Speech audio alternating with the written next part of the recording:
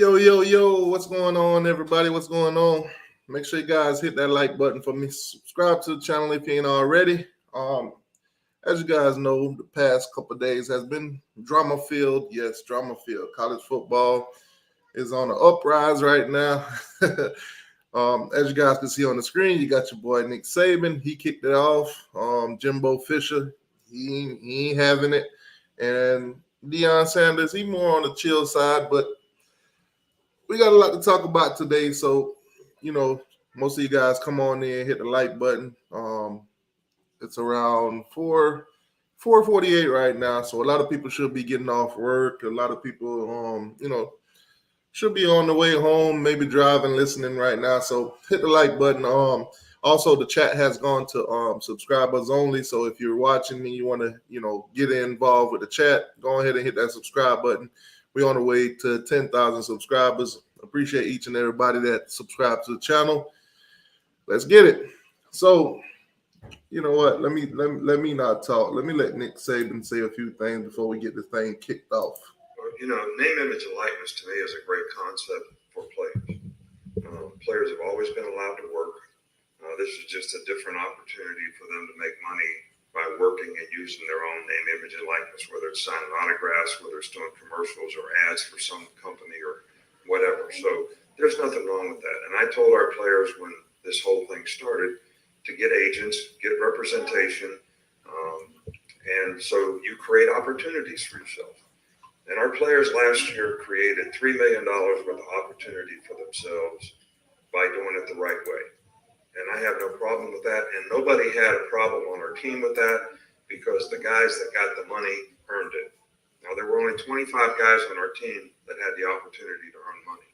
The issue and the problem with name, image, and likeness is coaches trying to create an advantage for themselves. I went out and said, okay, how can we use this to our advantage? They created what's called a collective. All right, a collective is an outside marketing agency that's not tied to the university, that's funded by alumni from the university. And they give this collective millions of dollars. And that marketing agency then funnels it to the players. All right, and the coach actually knows how much money's in the collective, so he knows how much he can promise every player. That's not what name, image, and likeness was supposed to be. That's what it's become, and that's the problem in college athletics right now. And now every player is saying, well, what am I going to get? Well, my philosophy is my job is to create a platform for our players to create value for themselves and their future by becoming better people, by graduating from school and developing a career off the field, and by seeing if they can develop a career on the field and play at the next level in the NFL. Our players have made $1.7 billion in the NFL since 2010. All right, so we've created a lot of opportunity. We also have one of the highest graduation rates, in college athletics. We have the most guys that graduate inside of 4 years. So we've done a good job of that. But now in recruiting, we have players in our state that grew up wanting to come to Alabama that they won't commit to us unless we say we're going to give them what somebody else is going to give them. And my theory on that is everything that we've done in college athletics has always been equal. Your scholarship is equal. They get equal Alston money. They get equal cost of attendance. They get equal academic support. They get equal medical attention. Everything has always been equal. So I told our players, I said, we're going to have a collective, but everybody's going to get the same amount of opportunity from that collective. Now, you can go earn however much you want. And I tell the recruits the same thing, because our job is not to buy you to come to school here. And I don't know how you manage your locker room, and I don't know if this is a sustainable model, because one of you folks are going to give some player that comes to our school a bunch of money to come to our school.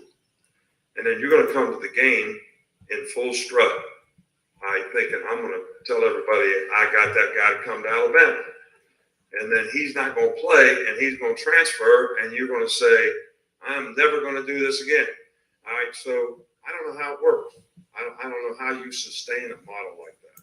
Now, I know that we're going to lose recruits because somebody else is going to be willing to pay them more. But name, image, and likeness is something that's here. And I think the more supporters that we have for the University of Alabama in all sports, right, that are willing to sponsor players, whatever you want to call it, use them in your business to help your business, that's going to help our program. The thing that I fear is at some point in time, they're just going to say we're going to have to pay players. If we start paying players, we're going to have to eliminate sports.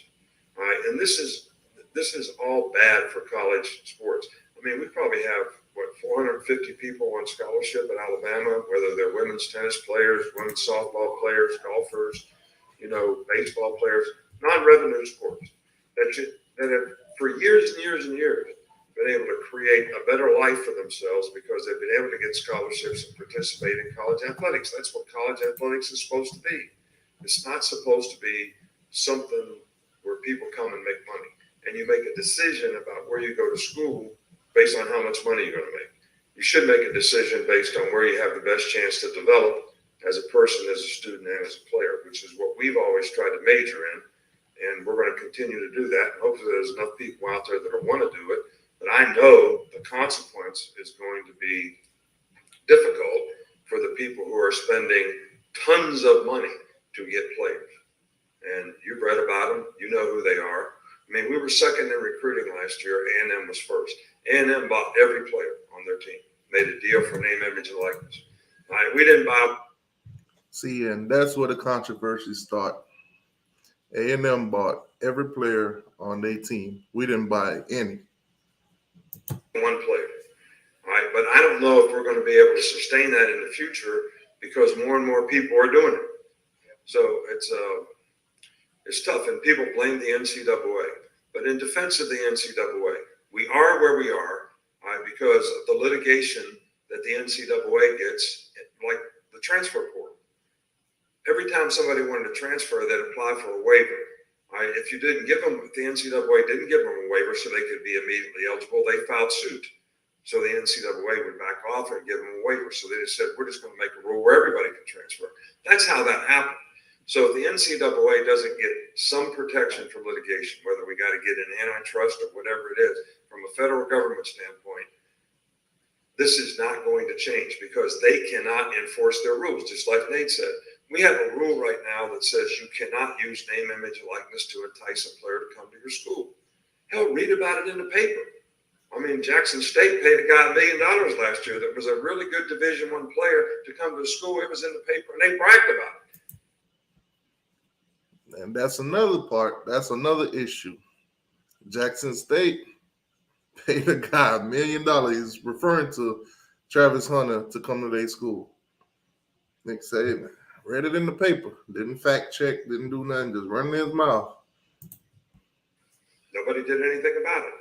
I mean, these guys at Miami that are going to play basketball there for $400,000, it's in the newspaper.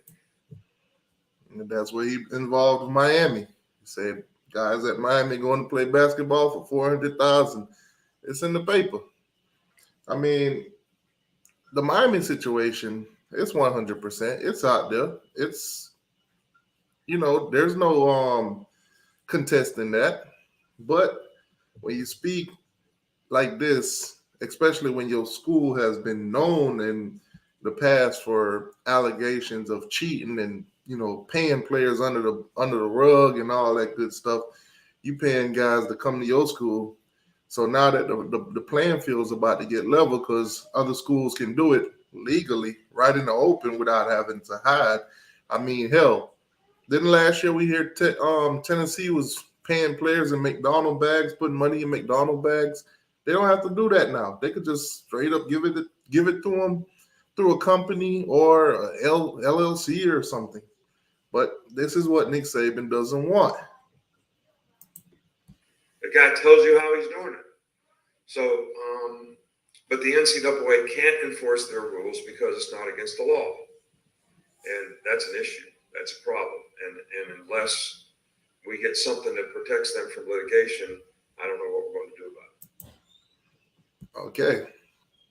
So basically, Alabama get away with it. I mean, other SEC schools' name has been thrown in the fire a lot before. We all hear about it.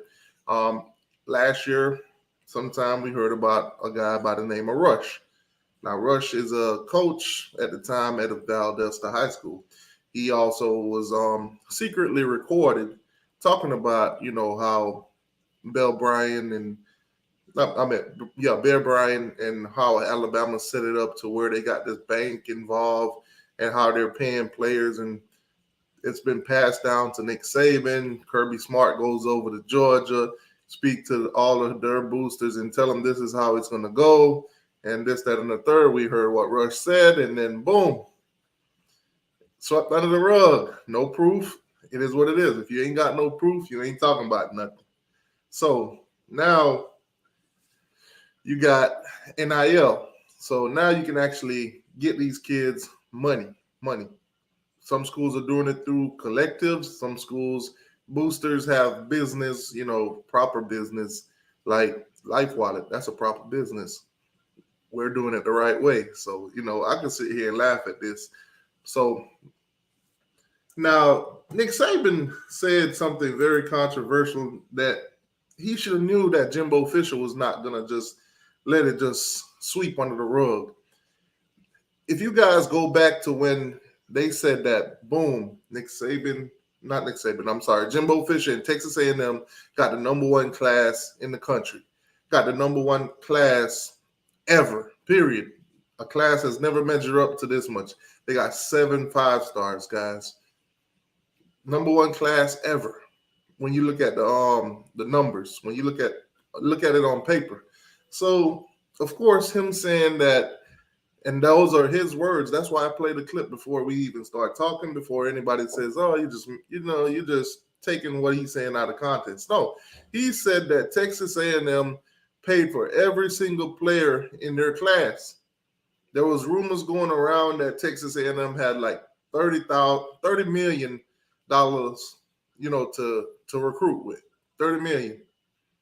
And then he goes in and says that Jackson State, of course, with Deion Sanders, paying Travis Hunter $1 million. Travis Hunter had put out a tweet that says, if I got $1 million, why is my mom and 5 kids still living in a 3-bedroom house?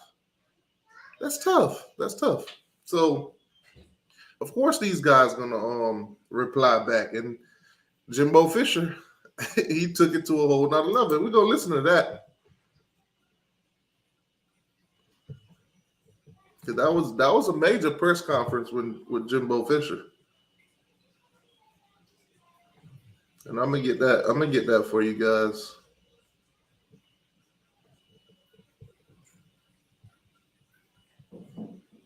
Let me get that for you guys right now. Get it on cue. All right. So make sure you guys hit the like button. Subscribe to the channel if you ain't already on. Let me check on the chat while this video come on up. Audio levels good. All right. So Jimbo Fisher, this is the press conference Coach, that kind of set it off. Respond to some comments made last night in Alabama. Yes, I would. First of all, I'll say it's a shame that we have to do this. It's really despicable. It's despicable that somebody can say things about somebody and an organization. More importantly, 17-year-old kids. You're taking shots at 17-year-old kids and their families. That they broke state laws. That they're all money. We bought every player on this group. We never bought anybody. No rules were broken. Nothing was done wrong. It was all in the way we do things, the ethics in which we do things.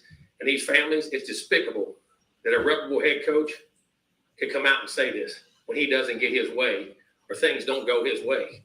The narcissist in him doesn't allow those things to happen. It's ridiculous. But when he's not on top, and the parity in college football he's been talking about, go talk to coaches who coach for him. You'll find out all the parity. Go dig into wherever he's been.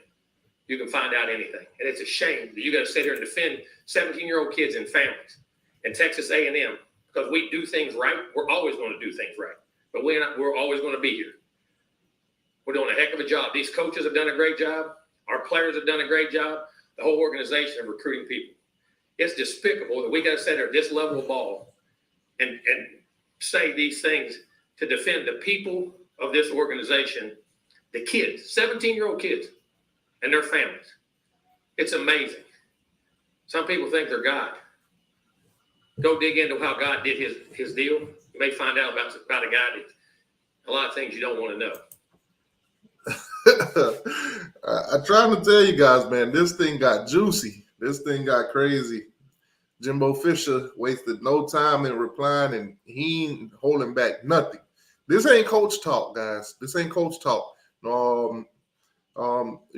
just talking. He just saying this and that. No, not this time around.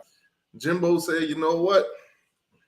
You right now, you contesting the integrity of our recruiting class. You're saying that we paying for everybody. You're saying that basically, if it wasn't an Alabama or let's say a Georgia, Clemson, Ohio State that's doing this, we can't recruit on the same level as you guys.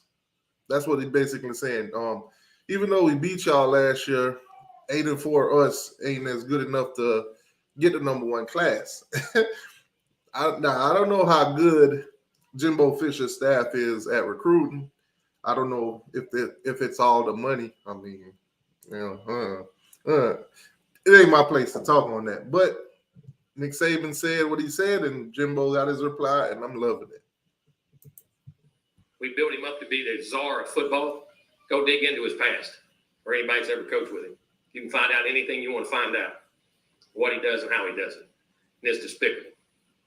It really is. And it's a shame we have to sit up here and have this conversation about things we do. And it's personal to us? Yes, it is. It's personal to A&M. It's personal to our players. It's personal to our coaches and everybody involved.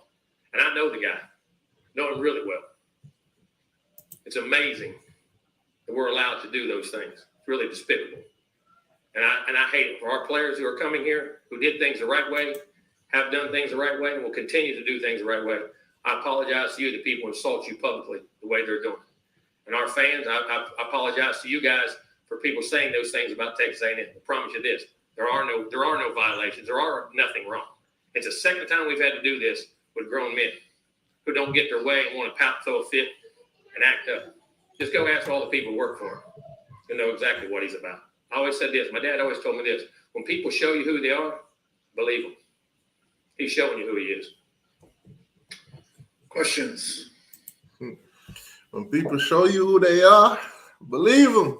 They showing you who they is. Go back and ask all his staff. Y'all will find out a lot about your God, your SAR, your GOAT, your college football legend, your Nick Saban, Mr.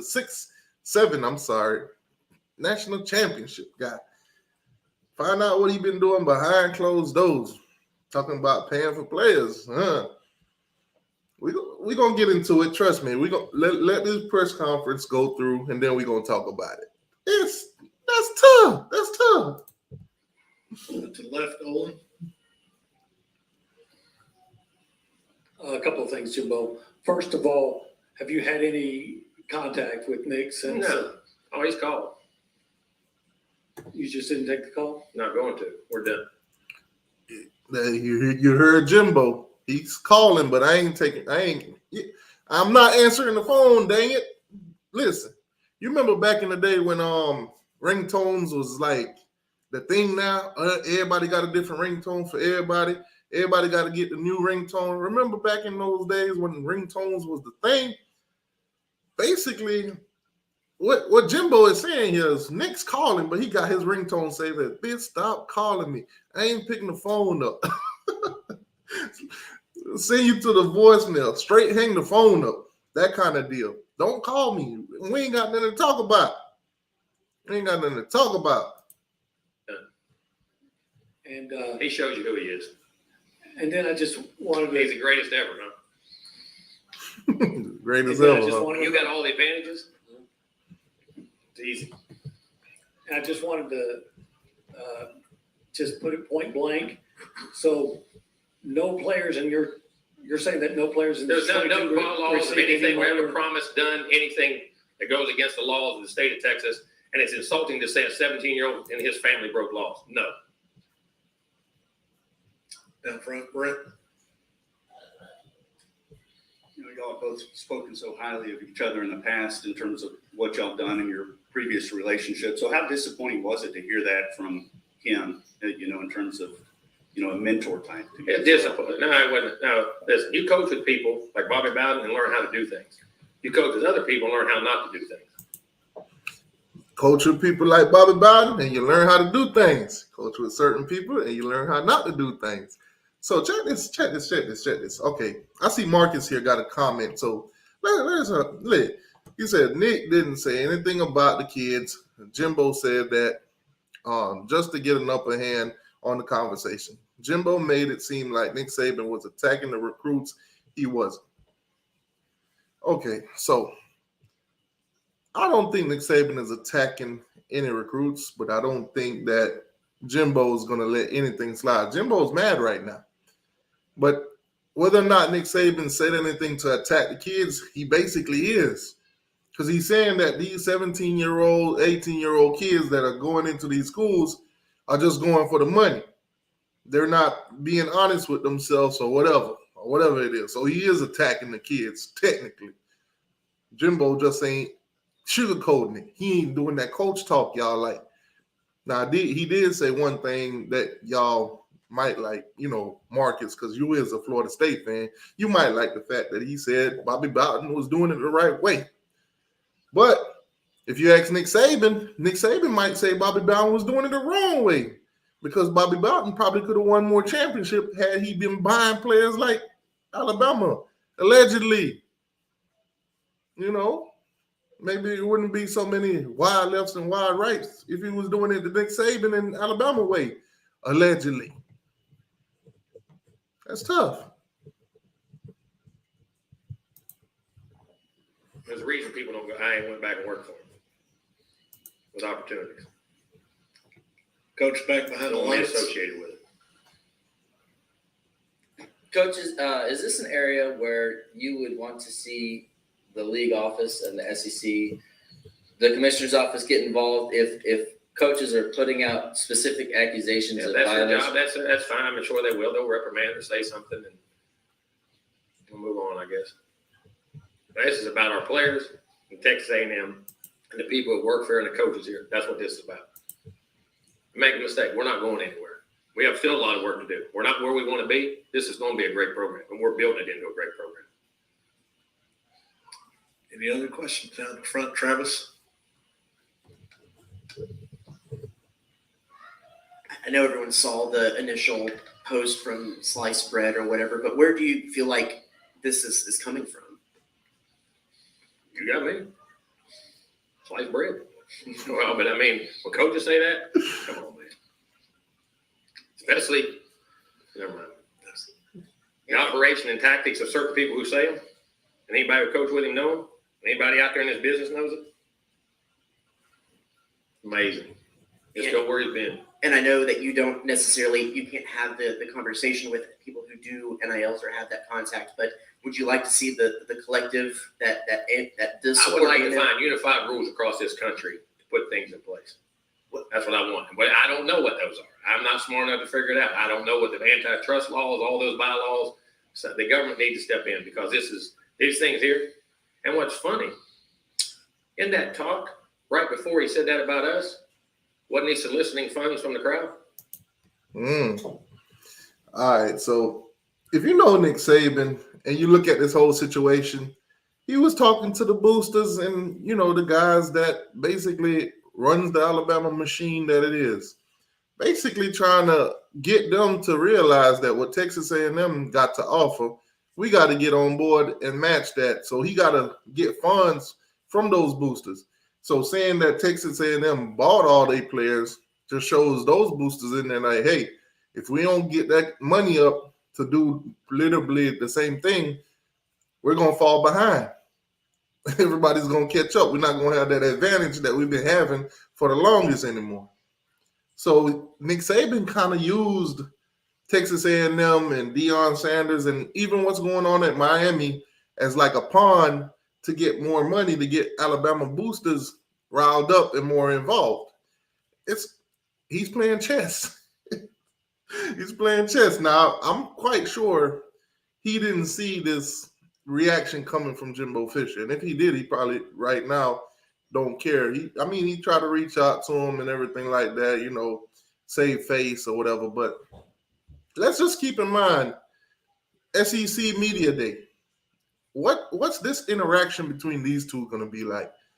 Come game day, when Texas A&M have to play Alabama, what will that interaction be when both coaches have to meet for the handshake and all that good stuff? What it's going to be like? It's going to be interesting. So now, for Jimbo to say what Jimbo is saying, and Jimbo has worked under Nick Saban, it's amazing because some of the things, some of the hints that he's throwing out there about Nick Saban and the whole Alabama organization, it's tough. It's tough. It's tough. It's basically saying that you're talking about us paying players legally when maybe in the past you was doing it illegally. You know, we know where the skeletons are buried. We was there. We know. Dang. Now, my question is anybody going to come out and say something, say anything? You know, those coaches that worked underneath him, anybody else going to come out and say anything? Any former players going to say anything? Now, this morning I woke up, I realized my Twitter feed, my Facebook feed, everything is going crazy. My inbox is going nuts. So I'm like, what is going on? Sure enough, the relationship between Jimbo and one of his old school has popped back up. So, Florida State, FSU. 2 FSU players decide today that they want to come out and tell their story of how Alabama offered them money, moolah, cheddar, cheese, whatever you call it, dinero, zini, all that good stuff, all kind of current whatever. But yes, money. Now, Florida State has 2 players that came out and said basically Alabama offered them money for their visit. Travis Johnson, I think he was a 5-star guy at the time back in the 2000s, said that Alabama offered him 6 figures. 6 figures, guys. Now, do the math, 6 figures. Back then, back in the 2000s, if somebody gave you $100,000, that was a lot of money. That was a lot of money. It ain't nothing compared to the NILs now and the amount of money being thrown around now. But back then, that was a lot of money. You got another player, and I'm pretty sure a lot of you guys are familiar with this name, Antonio Cromarti. He also came out and said that Alabama offered him $60,000 to do a visit. Now, where did he visit? Florida, Florida State, Auburn, and some other school, and of course, Alabama. Alabama. Man, but like I said, back in the early 2000s, 60,000, 100,000, those numbers, that's good money. That's good money, plain and simple. So you have 2 guys now coming out of Florida State. Might want to call them rats, might want to call them snitches and stuff like that. You know, I wouldn't put it, too far from Florida State, snitching and stuff like that. That's the FSU way. But they coming out the woodworks. I won't be surprised if more players, more kids that actually didn't go to Alabama start speaking out. We might even start hearing some stuff about some of y'all favorite schools. I see Sergeant AR-10 in the building. We might start hearing some SEC names thrown out there, But I'm gonna let Jimbo finish. It's amazing, wasn't it? To the left, Rob. When you walk on water, I guess it don't matter. Howdy, Coach. So you've told us how you don't look at social media. Tell us about when you found out about. I'm right here, Coach. Mark Robinson called me. Okay, and how important was it for you to have this press conference so that you could defend your players? And I'm not defending anybody. I'm just giving you the truth. Because I have nothing to hide. I have nothing to hide. And our program has nothing to hide. Be interested if everybody can say that. Down front, Brent. Is there some thought on collectives, schools, programs, collectives, universities, collectives? Are you aware of what they do, how they go about it, and No, so I'm not. forth? So Not you at have all, no sir. knowledge of any of? They have collectives. I know there's a collective here. I don't know who's got what, when's got what. Had no idea last year. That is not what we do or what we're about. As I said, that's by design. You saying, hey, I'm staying out of this. Yeah, I mean, how am I going? I mean, I have no sponsorships and those things, and that's the truth. Wait, listen, I'm gonna tell you one thing. You can call me anything you want to call me. You ain't calling me a cheat. I don't cheat. I don't lie. So I learned that when I was a kid. If you did, the old man slapped you side of the head. Maybe somebody should have slapped him.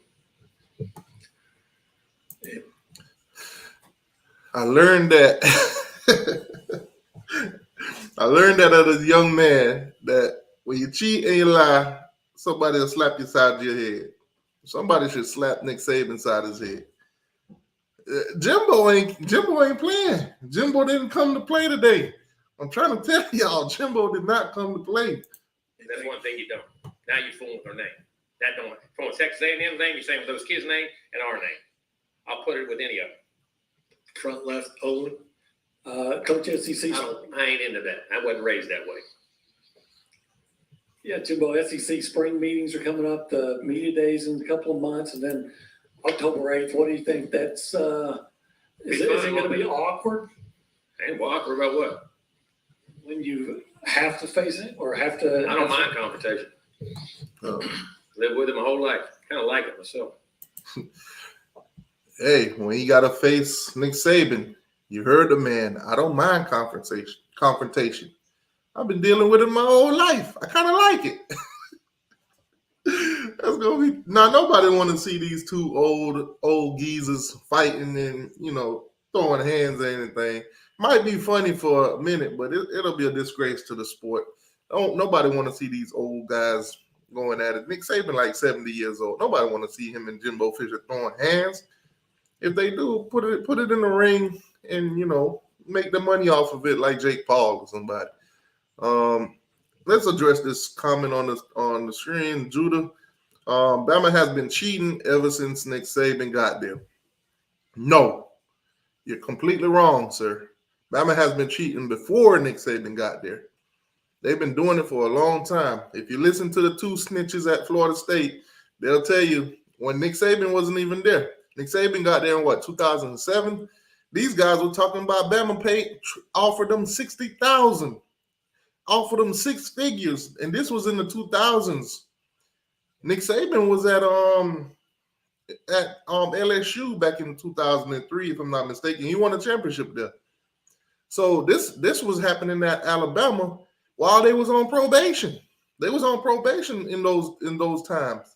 So they're paying players to come visit them while they're on probation. Ain't this crazy? Ain't this crazy? Now the NCAA would have heard any of these accusations made against the University of Miami. They would have been investigating right now. They'd be looking for any kind of reason to throw some violation, throw some probation, throw the book at us. But you got players at former Florida State players saying that Alabama was offering them money, and they probably took it, to just to visit. That's crazy. That's crazy. Man, shoot, I'd visit Alabama for $60,000. Shoot, I might even stay a day or two. Oh, man, get him, Jimbo. Get him. Anything else? Rob, then Travis. Backing away from it wasn't the way I was raised. Coach, what do you say to your players about something like this? Keep doing the right things and believe in yourself. And I'm sorry that people say those things about you, but I will defend you because I know nothing's wrong. That's what it's about. Talking about setting examples for players and creating value and all those good, talks he has. You know what I mean? Live it. Amazing. Go Travis and then Brent. When you talk about uniform Set a legislation, hell of an example. when you talk about uniform legislation, would you like to see that the schools be able to have a little bit more ability to? Listen, I don't know that. I don't know what's right. It just needs to be uniform across the board. And it's hard because the government's not getting involved with it. I'm not into that. I just know that what we did was nothing wrong, not done the wrong way. Nothing was promised, nothing was deal, and we didn't buy any players. You've been in this business a long time. A long time. Seen a lot of things. It's disgusting what we're into right now, especially by the people who are throwing the darts. who have no glass in their house. My question was, is this the most upset, disappointed, angry you've been about something in your coaching career? It's despicable for what it does for the sport. And the operations, the way things were done the other way, when the parity was there, like we said, never has been parity. Certain people never follow the rules anyway. Certain people never follow the rules anyway. My boy was throwing direct shots. Direct shots. It ain't like you didn't know who he was talking about. Man. Ain't no coach talking that one. Man, that's tough. Y'all, listen. The drama, man, it's not over. The drama's not over. Now, I listened to Deion on The Athletics, spoke on, what Nick Saban said. He still got respect for him, blah, blah, blah. Now, from what I'm hearing with Deion Sanders, he wants to actually line it up on the field. If you look in the chat, you'll see that there's a poll. Do you think JSU can beat Alabama? Because that's what Deion Sanders wants. He wants to play Alabama. Now, none of us college fans going to actually pick JSU to beat, Alabama. Maybe if they were playing Florida State, we'd pick them to beat Florida State, but not Alabama. No. And I'm looking at it, when you look at it from Deion's standpoint, Deion is a businessman. He sees how to take advantage of this situation. You talk about us, paying for Travis Hunter, this, that, and the third. Travis Hunter already came out saying he ain't got no money. We already said we ain't got no money. You just read what you read in the paper. You apologize or whatever, but line it up on the field. And one thing that Deion said that I can relate with, if you diss me in public, don't try to solve the issue behind closed doors. Don't call me on my phone. If you diss me on the internet, address me on the internet. Apologize on the internet. Have that conversation with me on the internet. That's one thing I firmly believe in that. If you come on YouTube and you diss me, don't call me on my phone and, try to solve it that way. No, we're going to do it in front of the people because the damage has already been done. Plain and simple. Now, I want you guys' thoughts and opinions on this whole situation. The snitching at Florida State, the two players that came out and said Alabama, offered them money. The Jimbo situation. Do you guys think that Jimbo and Texas A&M did anything wrong? Did they buy all them players like Nick Saban said, everything like that? I'm going to put the link in the chat because I want to have a full discussion on this tonight. So link is in the chat. Anybody that wants to chime in on this whole situation, feel free to hit the link and let's talk about it.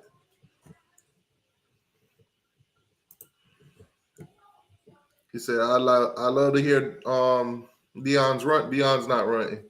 Deion is taking the high road. He said, oh, man, Ellen want to see that fight.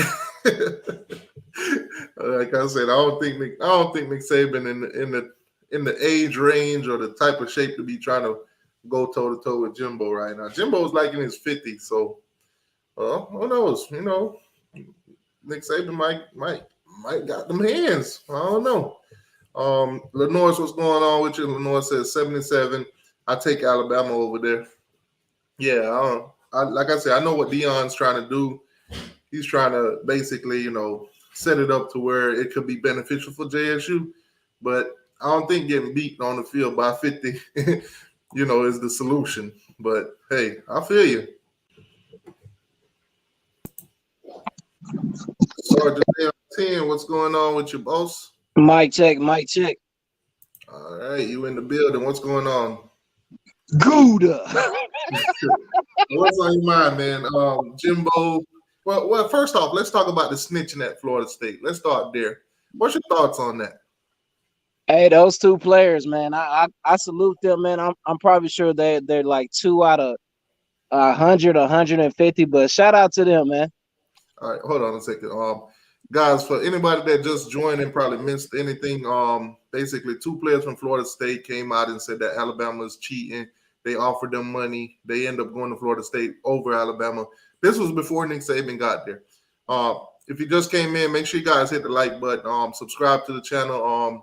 Moving forward with the whole YouTube policies, I'm going to only have the chat has subscribers only. That way we can monitor, what comes in and out of here, because YouTube, policies are getting a little bit stricter. So if you're not subscribed to the channel, you can't comment in the comment section. So anyways, yeah, two players, Antonio Cromarti and Travis Johnson from Florida State, alumni or whatever, they came out and said that Alabama offered them money. One said six-figure, one said 60,000, I'm sorry. So what's your thought on them snitching? I mean, that's typical college players, man. I mean, guys get bold and, they get on Twitter and say things, you know what I'm saying? We don't know if it's true or not. We can't verify it, but I'm gonna take their word for it. So yeah, I think it happened, man. I'm sure every school does this. Me, myself, I did play college football, and yeah, other teams will bring you on a recruiting visit and they will wine and dine you, man. They take you to the club, they take you to the strip club, they take you to get steak and lobster, you know what I'm saying? All this prearranged stuff for you to try to get you to join their school. So yeah, it doesn't surprise me at all. Now, Antonio Cromarti is a part of the Texas A&M staff. He did get hired as the DB's coach, if I'm not mistaken, last year, the 2021. So is this convenient in defense of Jimbo Fisher, or is it? I wouldn't say that. I mean, I just think he adding fuel to the fire. I mean, he's a legendary player in college and pro. So he doesn't seem like the type to lie to me at all. Every time I see him in the media, he's been straight up. I know he got a bunch of kids. He got like 7, 8, 9 kids. But if it's true and Cromarti has the paperwork or the proof to back it up, then you got to take it as what it is.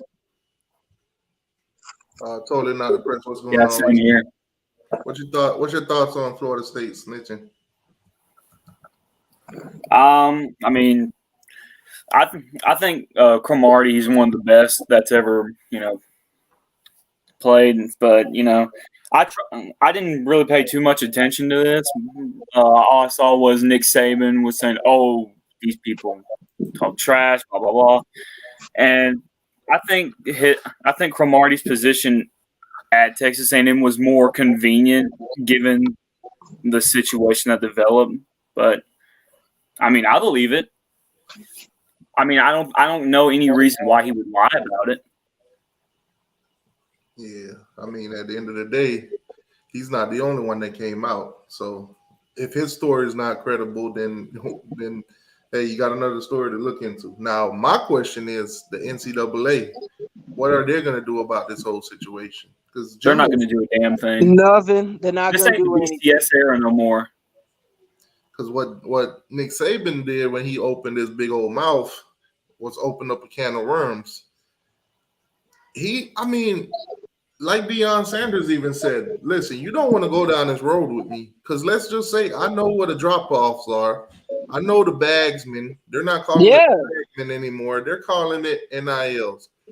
You're forgetting who you're talking to and who you're dealing with. Right. You're preaching to the choir. Exactly. Yeah. And then you have Jimbo's like, he's basically saying it without saying it. Let's not forget, I know where the bodies are buried. Let's not forget, I was a part of your staff. A lot of the other coaches that are a part of your staff, why you think they won't work with you no more? You crying about NIL when you've been doing NIL before NIL. Teach you why. Everybody in college football knows this. Go back and look at every single – how you going to go 10, 12 years in a row having a top 3 recruiting class? You think that's just coincidence? And all these players that commit to Alabama, all of a sudden they have brand new damn Challengers, Camaros, and shit. And it's funny that your head coach has a Mercedes-Benz dealership.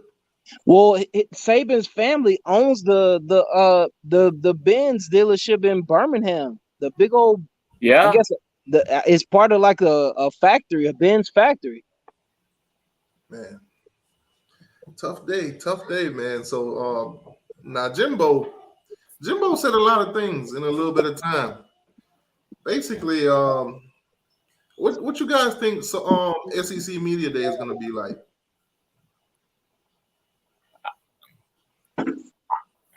I'm gonna let you answer this one first, Sarge. The commissioner, man, they're gonna send them letters. The commissioner's gonna pretty much shut their mouths. Everybody's gonna be cordial, and then the dinner the night after, when everybody gets drunk, then all the truth's gonna come out. Yeah, that's where they start throwing hands. Hold on. Before you go, totally not depressed. Everybody in the chat, if Nick Saban, hypothetically, if Nick Saban and Jimbo Fisher were to throw hands, who you guys think will win that fight? Let me know in the chat. Jimbo or Nick? Jimbo or Nick? Who would win the fight? The SEC Media Day is going to be a dog and pony show. So if they had a physical altercation, who you think would win that fight? Jimbo or Nick Saban? Let me know in the chat. Hopefully, don't get to that. It's gonna be a dog and pony show. Everybody's gonna smile and make comments under their breath and shake hands and take pictures, and then they're gonna go their separate ways. The day of reckoning is gonna be October 8th. Yeah, that's gonna be the day of reckoning. Brutal. So you think Nick Saban is gonna get to that press conference, that media day, and he's gonna be like, "Baby, come back. I was wrong." He already apologized. He apologized no less than 24 hours later. Oh man, so everybody's saying Nick Saban. Everybody in the chat is saying that Jimbo for sure. Jimbo easily beats Saban. I mean, if you're gonna make statements like that, you stand on it. Well, I read in the paper that Travis Hunter got $1 million. Man, anybody can put anything in a newspaper. What are you talking about? Yeah, I don't know. BB, what's going on with you, man? What's up, T2Y? I can call the newspaper, put up a fake ad that I won the lottery, so everybody think I won the lottery. Newspaper will post anything.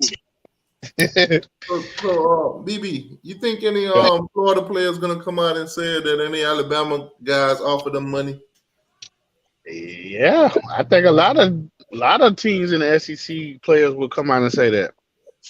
Because we see two Florida State players already stepped out and said basically Alabama offered them money.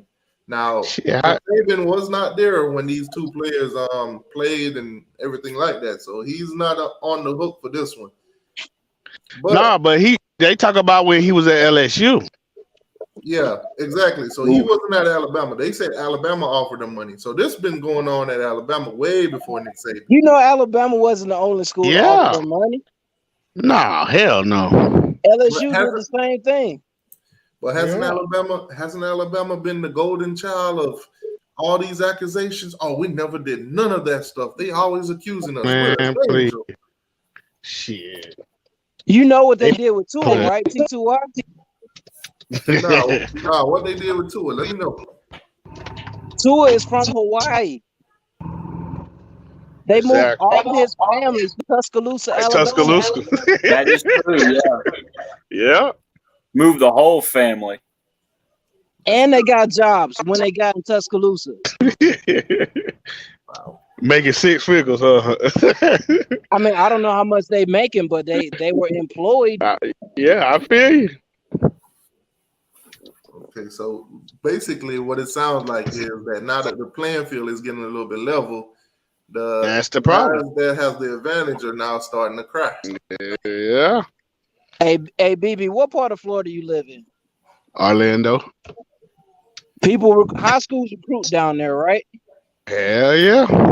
Yeah, it's the same thing. C2Y here in Georgia, man. High schools recruit. They'll take a kid that lives an hour away in Coweta County and move him to Atlanta. Give his mom, dad a job, construction business, and they got a free apartment. Yeah, like in Orlando, you got to be in certain districts to go to certain school. They changed that because of shit like that. Now, let's just switch it a little bit. Now, I got a Georgia fan here, and I got a Gator fan here. Now, Georgia's name been tied with Alabama last year with the whole Rush situation. Kirby bringing it from Alabama over to Georgia. Yep. Do you think we're going to hear anything coming out of Georgia anytime soon about this whole thing? Of course. They gonna tie us in because we just won it all. Now, if we were 4-8, wouldn't nobody care? What do you guys think the NCAA is going to do about this? Are they going to step in at any given time or no? No. They're not gonna do They nothing. had their chance T2Y. 5 years ago. Now let me ask y'all this: if this was the University of Miami, how fast do you think we would? Oh, you already know you would. Less than 24 hours, man. Would it be on y'all? Yeah, y'all be getting sanctions right now. I agree with that, T2Y. Y'all be getting sanctions right now. They be demolishing the whole campus as we speak. You know, They say they did that.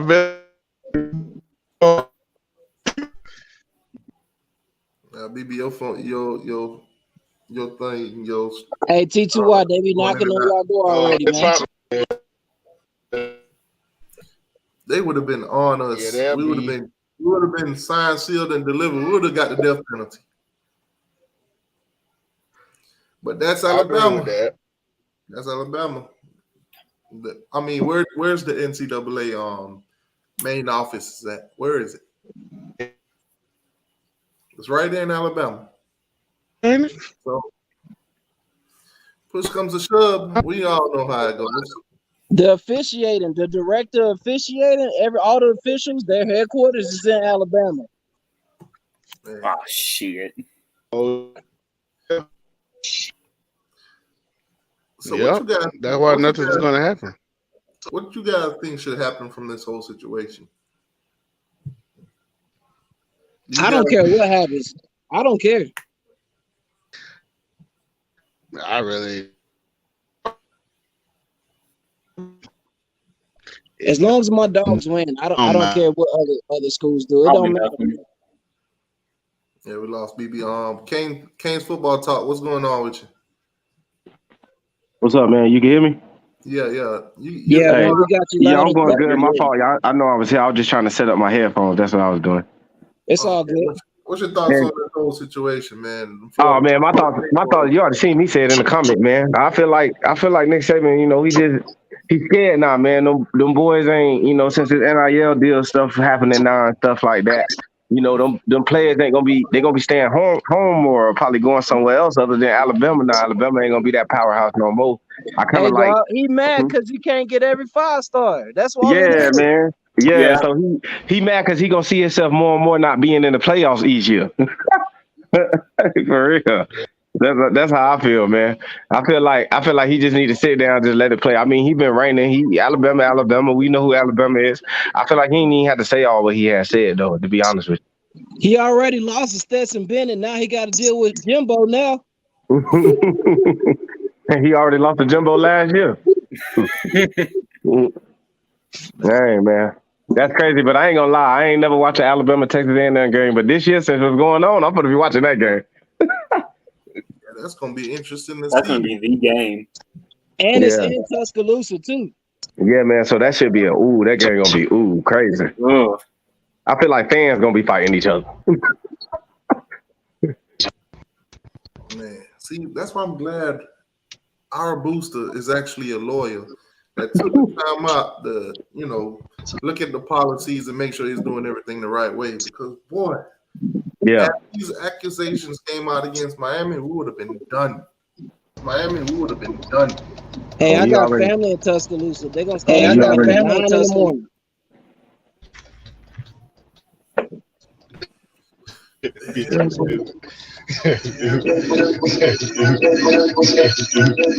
Somebody echoing. That's not me. Yeah, that's BB. We just lost him. Yeah, they're gonna start OG drinking. Kane, what's going on with your OG?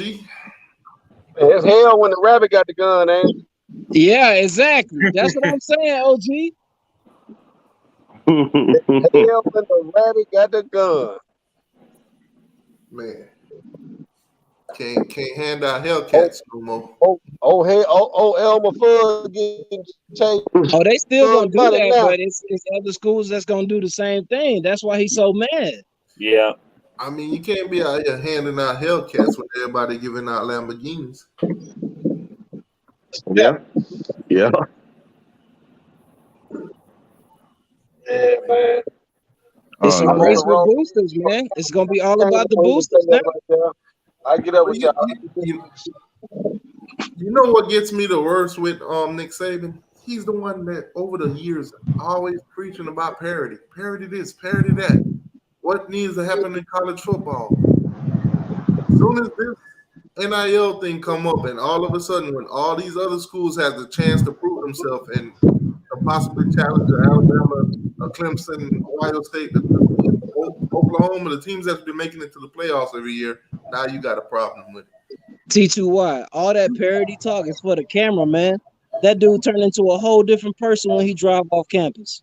You crying about coming number 2 in recruiting.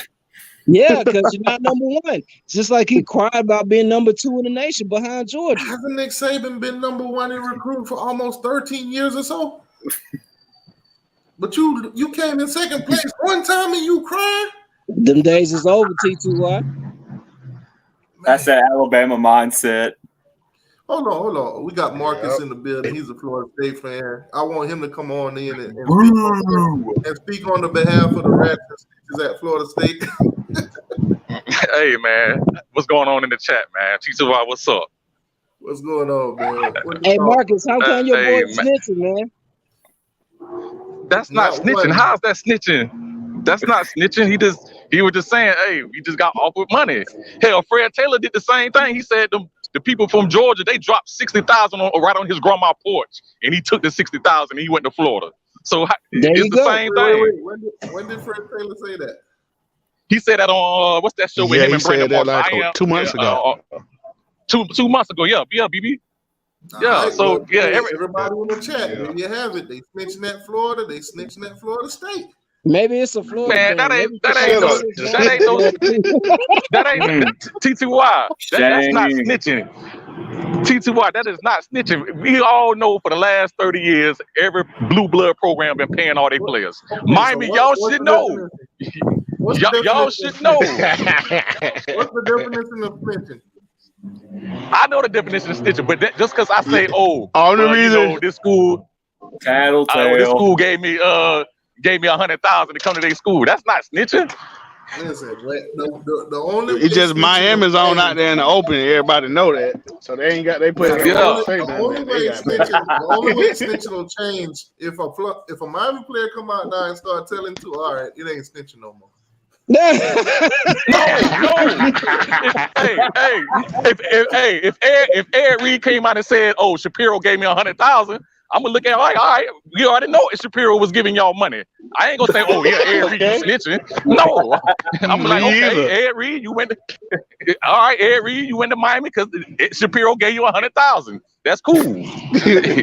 You went to Miami, did your thing. So that's not snitching. That's just, I mean. I guess in the eyes of T2Y, I guess that's snitching. Hey, because of Florida State, So you got 2 Florida State players that came out and said they got money offered to go visit Alabama. That's snitching. You told. I'm pretty sure, man. We could have 1,000 players come out. Oh yeah, Terrell Pryor, Reggie Bush, Vince Young. We could have plenty of players come out and say, "Oh yeah, this school offered me money." You can't tell me them USC players didn't get paid. USC would go down if he said that. I mean, of course, USC they got the death penalty. You remember? USC, remember they got the death penalty. Yeah, they had got the death penalty. I mean, Reggie Bush they fired Pete Carroll and they got the death penalty. Reggie Bush playing out said, they gave the money. They put the money in. Hey, y'all can have the Heisman Trophy.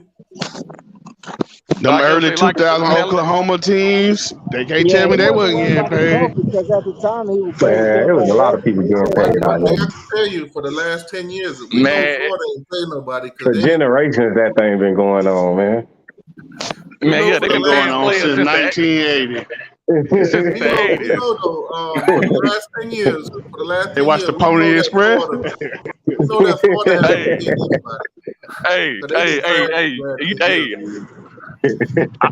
I'm gonna tell y'all when I knew Florida State players was getting paid. When Deion before the draft had all that jury on, I said, "Yeah, I already know he got paid, cut a check."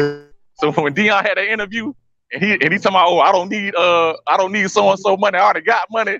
I'm like, yeah, Deion, yeah, you already got that check. Yeah. So I mean, Hello. and you know Deion, where the bodies are buried. yeah, okay. It is. So, like I said, everybody been getting paid. It just NIL is out, and everybody know. Okay, you can technically pay for players, but it's This the funny name, part. image, and It's legal likeness. now. So how come people getting their feelings? Because it's legal now. It's legal now, and people like, oh well, I can't get away with it no more. I can't slide this money no Or more. money. Because now they don't have the advantage anymore. Now Yeah, put it like that's this. what I'm saying. Put it like this. We all knew somehow, some way that they was getting paid, but 2 Florida State rats kind of confirmed it for us. Yeah. Man, yeah, you're right. But if that's the case, that 2013 team need to come out and say, yeah, we got paid. I mean, Well, death penalty right there.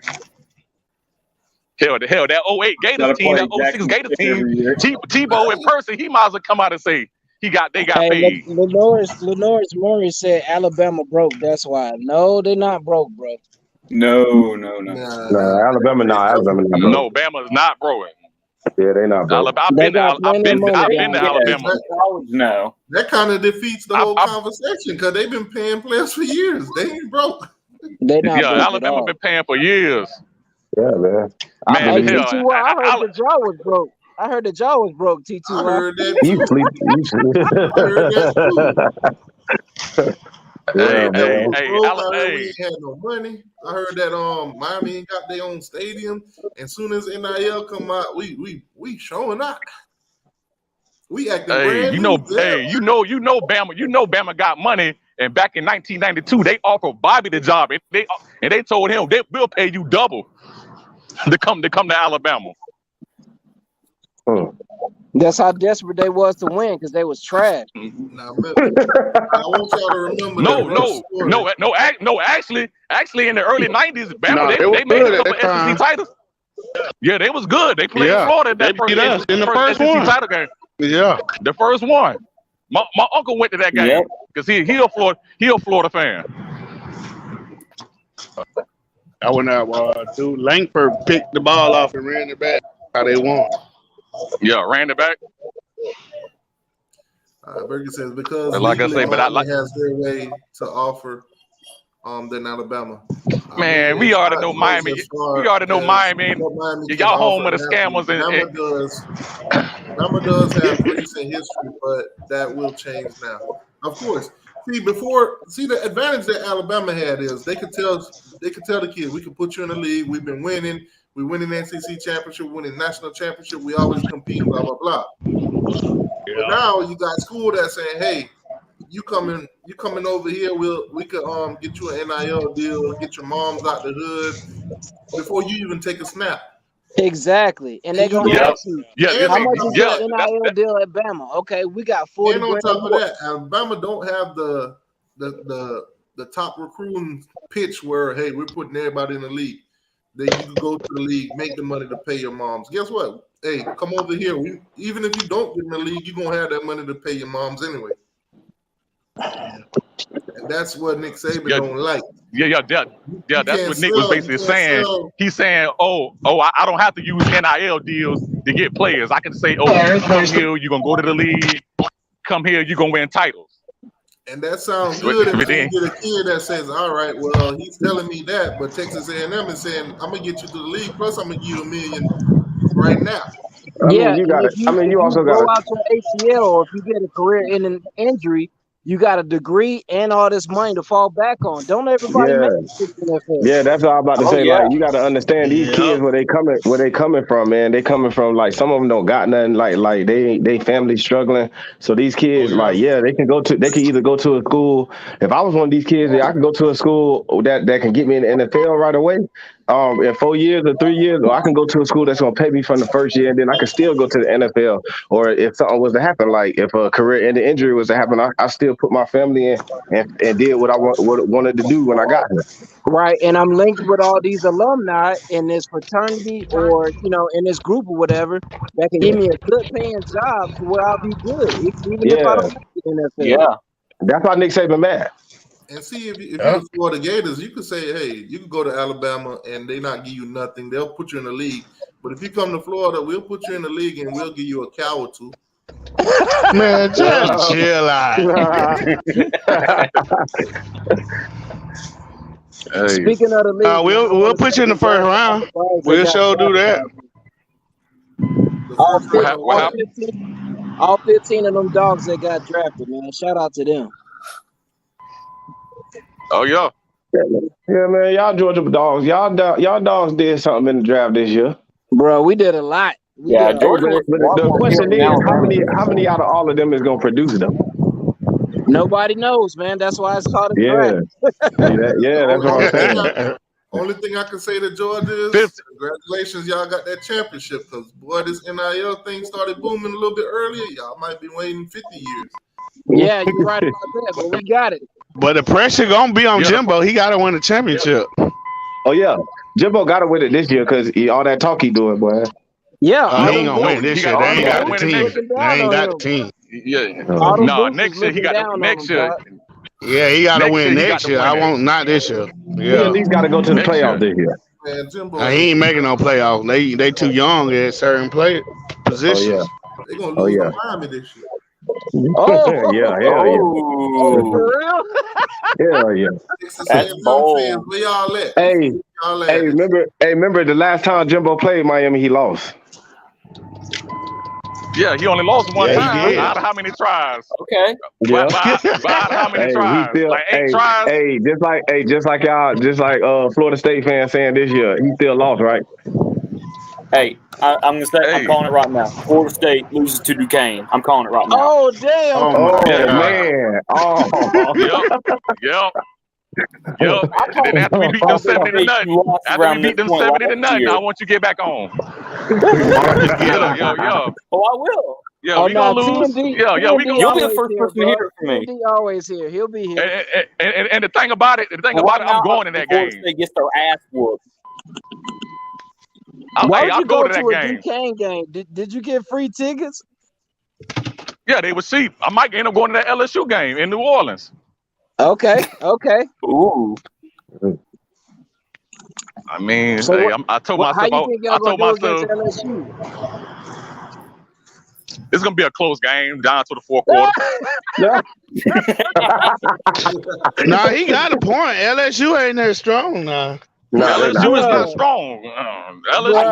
LSU have their losses. It's not that strong now. Bro, LSU got a squad, bro. So you guys who that quarterback, Sarge? Your boy from Mississippi State.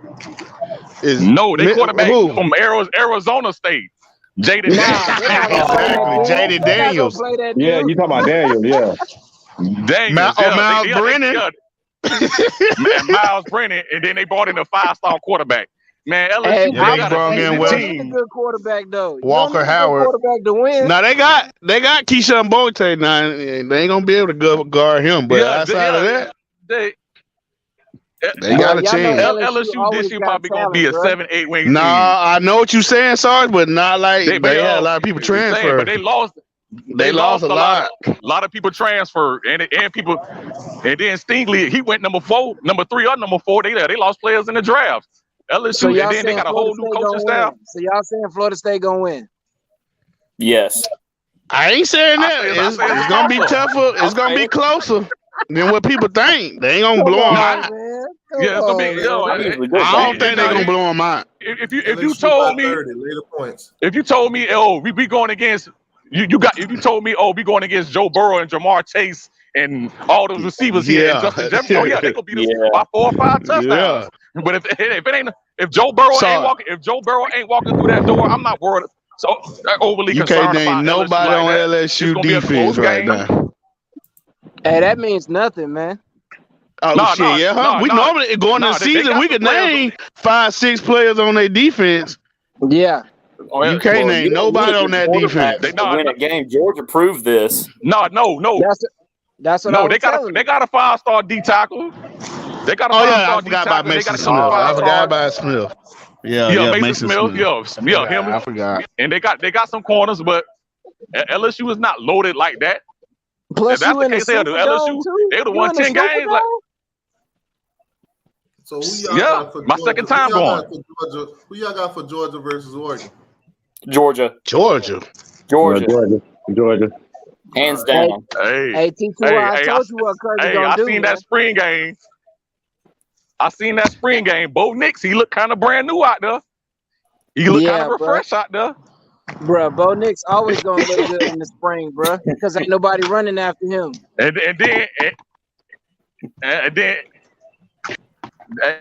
And then you know Georgia, y'all lost a lot of people. And then you know Dan Lanning, he know the whole coaching staff. He came from Hey, do Georgia, me a favor, Marcus. Look up so he Bo already Nix know Kirby stats the Smart in and last out. 3 years. Look up Bo Nix stats the last 3 years he played Georgia. Do me a favor. Look at them stats. Don't look at that shit. That's the only reason why Oregon not gonna win, cause boy, Bo Nix your quarterback. Hell What's that? no. To my When Bo Nix was at Auburn, look up his stats against Georgia. All time Bo Nix played good was against Bama. That man was running for his life, bro. Oh yeah. Who y'all going with? Notre Dame or Ohio Oh, State? Ohio State. Buckeye gonna blow them out. Ohio State. Yeah, That's I'm a going with Ohio blowout. State. Notre Dame has no chance. Yeah. I wouldn't say no chance, but it's gonna be hard to stop Ohio State's offense. Yeah, Ohio State. See, the difference, Ohio State loaded, but you know who Ohio State offense. Yeah. It's gonna be interesting. I want to see who else is gonna come out. Just like I said in the comments, y'all better leave Nick alone, man. Don't let Nick he gonna get motivated and fueled Man, by we the could talk situation. about Nick He gonna just beat like we everybody could talk about about anybody Yeah. else, man. You That right though, man is Mark. a damn I scoundrel. know that, but I'm saying I understand that, but Jimbo y'all, better you know not how say too Nick much. do. Oh, yeah, like I Dick say, gonna because blow him out hey, this Alabama year. go against Texas A&M. Yeah, Nick will go against them and they'll beat them 56-28. Then everybody gonna be like, well, you know, Nick, he was right when that press conference That man was, is a scoundrel. That man is a hypocrite. That man probably talks he could bad be about all his that. players and coaches and everything, bro. Man, but we can say that about all great. We can say that about Phil Jackson. We can say that about a whole lot of great coaches. Bill Belichick. Him and Bill Belichick pretty much the same person. Yeah, you see why Tom Brady left Bill Belichick? Saban trying to be like he a scout. Belichick. It's only one Belichick, bro. I mean, yeah, but they pretty much the same. They coached on the same staff back in the day. Yeah, it's a militarized coaching style. Trust me, I know.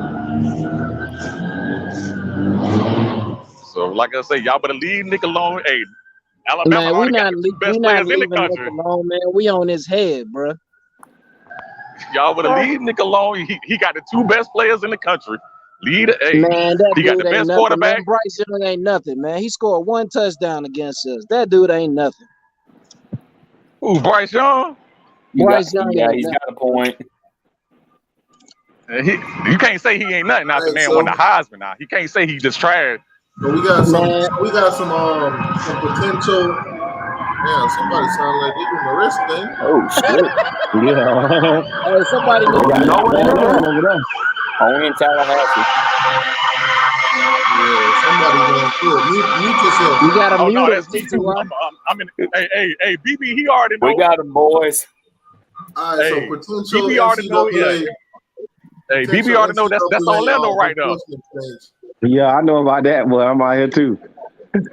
So potential NCAA enforcement changes. Head coach responsible for any staff violation without exception. Banning coaches from postseason, including teams, bowl bans, multi-million-dollar fines, scholarship losses follow coaches. So if you lose scholarships, let's say you're at Florida State, you violate and you move on to another school, whatever school pick you up, you're gonna lose scholarships there. Penalties for trash and NCAA enforcements in public comments. So if you talk trash about them in press conference or whatever, or Twitter and all that, you might get some penalties for that too. NCAA say they coming, boy. That's what, a $50,000 fine? That's easy. Tax write-off, easy. Yeah. I mean that's what they. So the NCAA came out with Especially rules. the NBA. NBA on track. The key word in that is potential. Potential. So, NCAA don't care, man. As long as teams like Bama, Georgia, Miami bringing them all the money, they don't care, bro. All the NCAA care about is money. Man, the NCAA I wouldn't dead say right about now. Miami.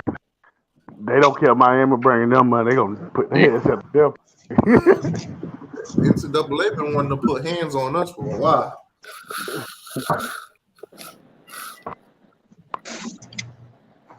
Hey, them days is over, T2Y. Y'all ain't got to worry about nothing now.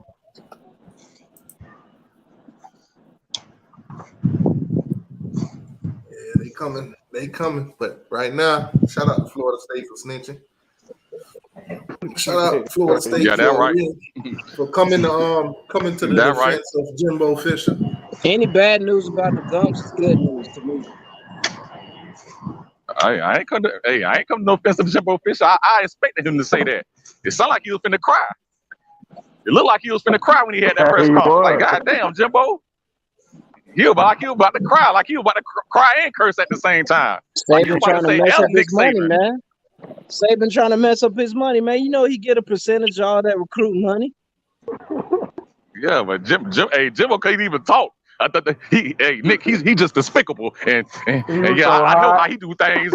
He was hot. I said, "Damn, Jimbo! Hey, somebody should have gave you some liquor." Because he knows Saban hypocrite. That's why he got mad. Yeah, but hey, somebody should have gave Jimbo a couple shots before he went up there. Hey, he was mad. He was steaming. I said, "Damn, Hey, I ain't Jimbo, tell you. You was at Florida State." Went full Mike Gundy. He should have been like, "Oh, I'm a man." He still got to make payments on the boat. Oh, we got my boy Peanut in the building. Peanut, what's going on? What's going on, Peanut? What's going on with all that cheating in Alabama, Peanut?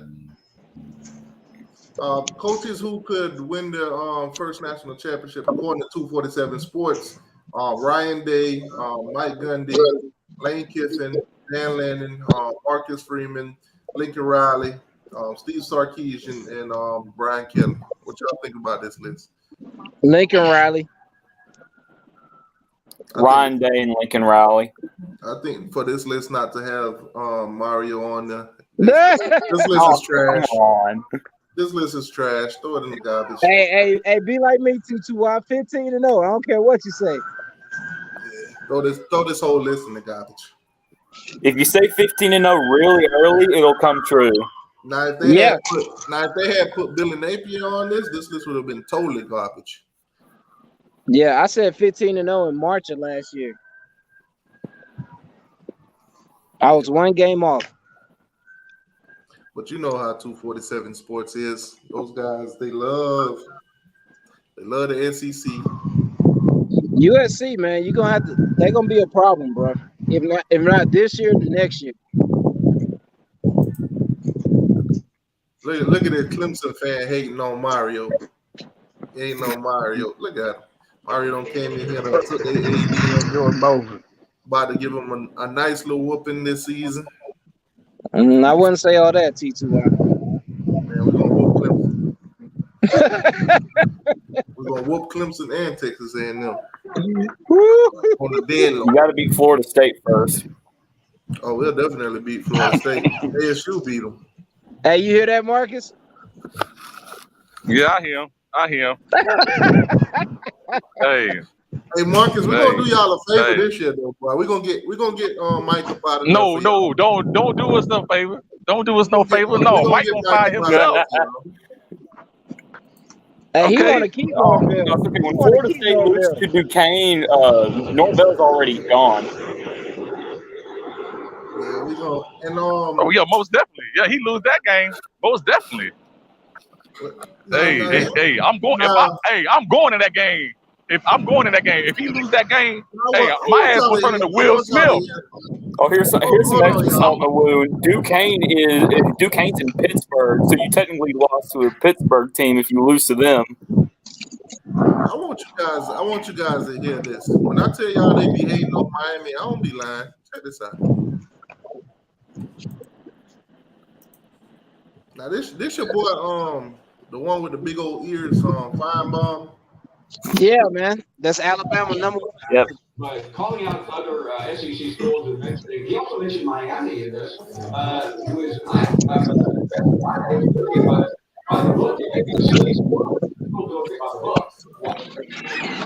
You hear what he said? He said Miami is doing it by the book. Might be a sleazy book, but they doing it. Paul Feinbaum, man. That man hate anybody that ain't Bama. Yeah, anybody that ain't Bama or either not SEC. According to Feinbaum, everybody cheat but Bama. They doing it by the book. It might be a sleazy book, but they doing it by the book. Shut your ass up.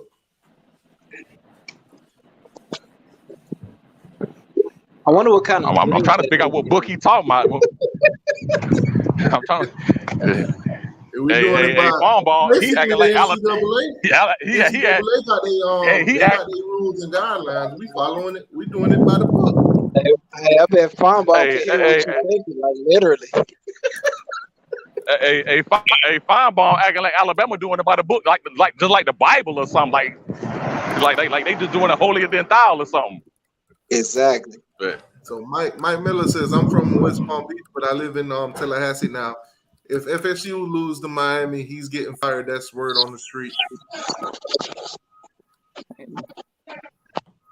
Man, damn. I'm telling you, Florida State, we're gonna do y'all that favor. We're gonna get Mike Norvell up out of there for y'all.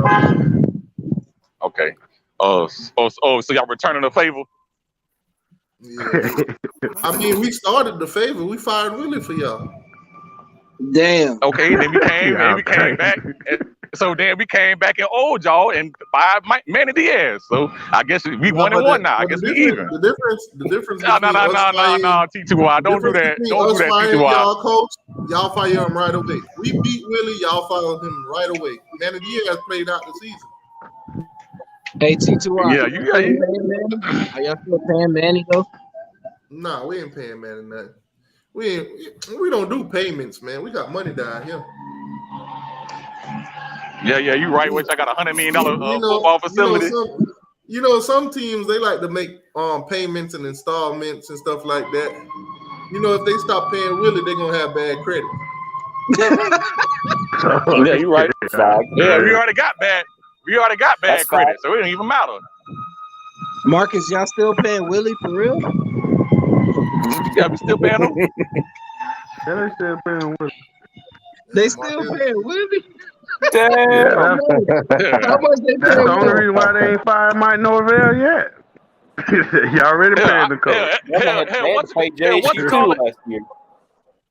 Hell, LSU, they still paying Ed Orgeron. So what difference do it make? Yeah, they still paying them. That's true. I think don't Florida got to pay Dan Mullen a little bit this year? We gave him all his $12 million. Get the hell on. Okay, we don't believe in that. So everybody just go ahead and pay their coaches. Florida State just make payments. Y'all put them on that Xfinity 2-year plan, right? Hey Marcus, y'all doing monthly installments? Here you go, your $12 million. Go ahead and hit the door. Yeah. We doing monthly installments. We doing monthly installments.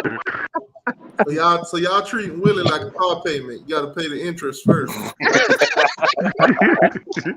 Yeah, that's right. Hell no. That's hilarious, man.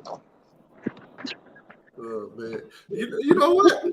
Hey, but when y'all fire Mike Norvell, though, that'll be a good thing for him because, I mean, he can always go join Willie's staff. They'll both have something. Hey, Berkey said Willie got $20 million to leave FSU. Is that correct? Can we fact check that? That better not be correct. You got what? I think it was 18. 20 million? $20 million to leave FSU? Yeah, no, it was probably like 14. It was 14. Nah, it was 14 or 16, something right. Come on. It was 18 million. I ain't know you know what you could have done with that 14 million? You could have bought a recruit. Bruh. Y'all gave that man 18 million. Damn. I really wanted him out of there then. Damn. Hey. They was not playing. Forget that, man. I'm about to start coaching, man. Forget that, bro. Marcus, you gotta stay still, man. It's making a lot of wind noise. Oh, okay, my bad. Hey, I'm about to start coaching T2Y, man. 14, 18 million just to leave the school? See, Rose said it was 17 million. No, my gosh, man. Damn, come on. 16, Regardless, that's a 17, lot of money 18, to it don't leave. matter. Hey, Hey, Marcus, hey, man, you got a brown somebody paper got bag? to bite the bullet. If he was at, if he was Somebody at got to bite the Florida, bullet. if he was at Florida, they would have paid him with farmland. Hey, Marcus, you got a brown paper bag, man? Just put 2 holes in it, man. Put it over your head, bro. That's We terrible, don't wait man. 2 months to fire a coach because we want to pay him less, $2 million less. Nah, we just go ahead and fire him. Just go ahead and fire him, man. Oh yeah. Hey, Marcus, I just want to ask truly, like every Florida State fan, since y'all on here right now, how much do you really think y'all beating Miami by this year? Yeah. Let's get a score prediction. Beating Miami and Florida State. Oh, the same one like last year. No, it won't be in the. I just want to see. Like last No, year. not like that, T2Y. You said the same way. The same way like last year, 31-28. That mean y'all ain't. That mean y'all ain't winning. Y'all just can't accept y'all ain't winning. Hell yeah. I ain't finna say, oh yeah, we finna lose if you just won last year. No, I'll just fucking with you. I'll just messing with you. We might not beat them 52-10, maybe 62-10. No, damn. Oh man. Yeah, it sound good. It sound good. Oh man. Ain't gonna lie, it really do sound good. Ooh, that would be a nice. Yeah, it sound good. Like I say, I can't wait till November 5th get here. Okay. It's down in the Hard Rock, right? Yeah, it's a Hard Rock. Yeah, it's down in the Hard Rock. Yeah, a Hard Rock. Yeah, a Hard Rock. Oh shit. Uh-oh. That's how y'all was down there. Making that 72-10. No, I'm on the phone. Whatever the amount of points we beat y'all by, I'm gonna come on here and I'm gonna do push-ups. Oh damn. Okay. Real T2Y? Okay. Oh. So basically, y'all might get a stream to watch me do 100 push-ups. You gonna get a workout. Hey Marcus, you gonna do the same thing? Do what? What do you say? If y'all beat Miami by a certain amount of points, you gonna do the push-ups, as in the points. Push up for every point. So push-ups for every point. So if we beat Miami by 3, I gotta do 3. Miami beat us by 3, I gotta do 3 push-ups. No. If y'all win by 3, no. If Miami wins by 3, T2Y has to do 3 push-ups. Yeah, but if we win like 100, I'm gonna have to do 100 push-ups.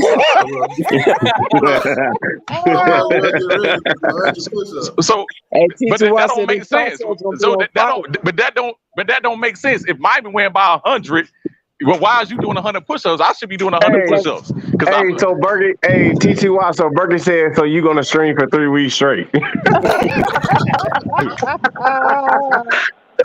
said it's gonna take you 3 weeks to do 100 push-ups. T2Y. Oh man. Damn. That's cold, buddy. Oh man. But that 3 weeks is probably what it's going to take for Florida State fans to show back up. Oh, yeah, definitely. Because you know they're definitely going to disappear. Oh, man. You going to that game, T2Y? Oh, definitely. Oh, yeah, I'm going to be there, too. Yeah. I cannot miss the massacre. Hey, I'm gonna be real with y'all. This is my first time ever going to a Miami Hurricane game in my life. Oh damn! So I can't wait. I can't wait to go. Oh man. Yeah, man. I might think about taking. I might take that trip. I might take that trip down to MIA. I might have to pull up on T2Y. Hey, that's about a what, a 9-10 hour drive? No, I stay in Orlando. It's like 3 hours. Yeah, that ain't that long. Okay. Listen, he gonna that's get 3. down here, and by halftime, he gonna already be back home. Nah, I ain't gonna be back home. Because after the first quarter and the score 38-0, he gonna be like, "Oh, it's time to go." Hey, T2Y, you know what Kirby gonna do to Dan Lanning, right? What he gonna do? He gonna run the ball the whole 4th quarter. That way he don't blow him out. Y'all do that the first quarter, second. Listen, I think that Oregon game is going to be similar to that Clemson game. Bro, when we was I'm gonna get a win in Georgia, but I think it's gonna be something similar to that Clemson game. When we was killing I feel you, Arkansas, T2Y. what's his name? Kirby started running the ball, man. We could have put 55, 60 points on Arkansas, man. Kirby ran the ball for a whole quarter.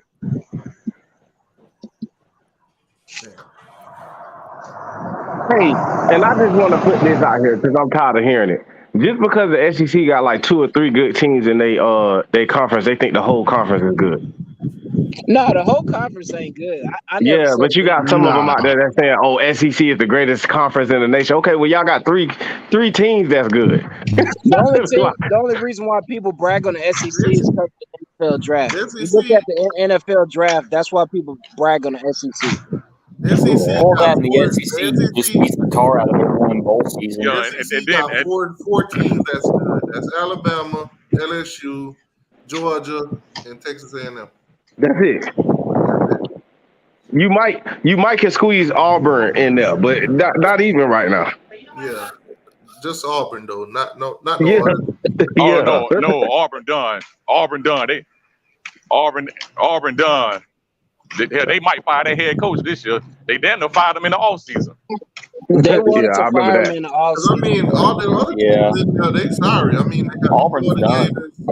They got Tennessee, Missouri, Vanderbilt. All them teams trash. Yeah, they wanted to fire him in the Tennessee's offseason. trying to get good. Everybody would transfer, so that's why they kept him. Man, let me stop taking shots at Florida.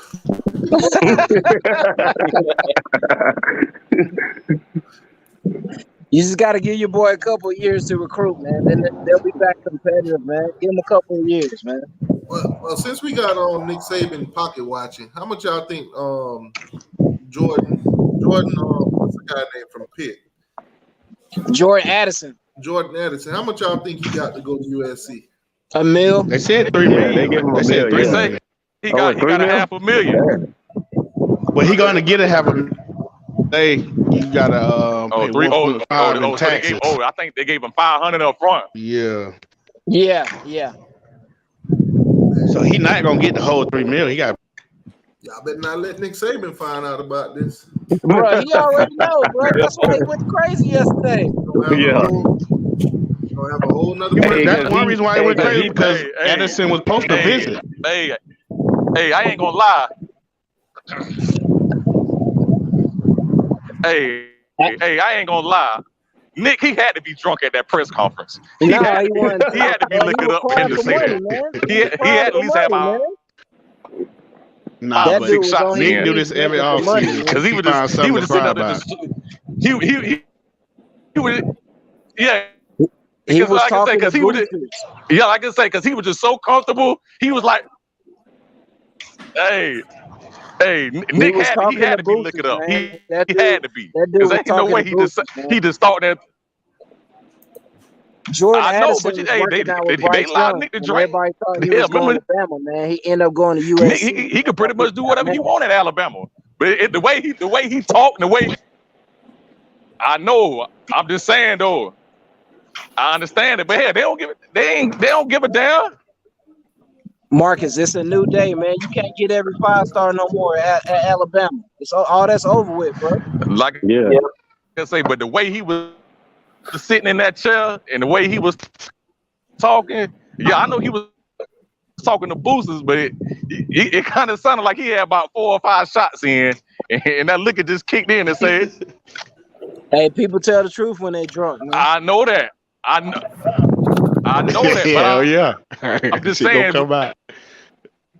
When he said those comments,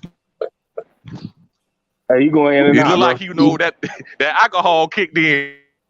I'm glad it kicked in. I'm glad it kicked in, bro.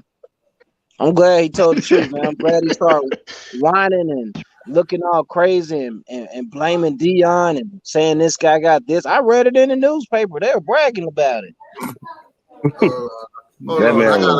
I got an article for you guys. It comes with an audio reading too. So the headlines is Hurricanes There it is. NIL King Ruiz says Nick Saban. You feel like Nick Saban's a whining teenager.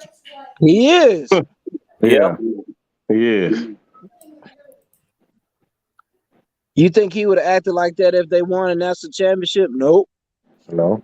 Or even got half of them 5 stars everybody that Texas A&M got. They wouldn't be. He wouldn't be talking that. He wouldn't be talking all that stuff. He only said that stuff because none of that stuff happened to him.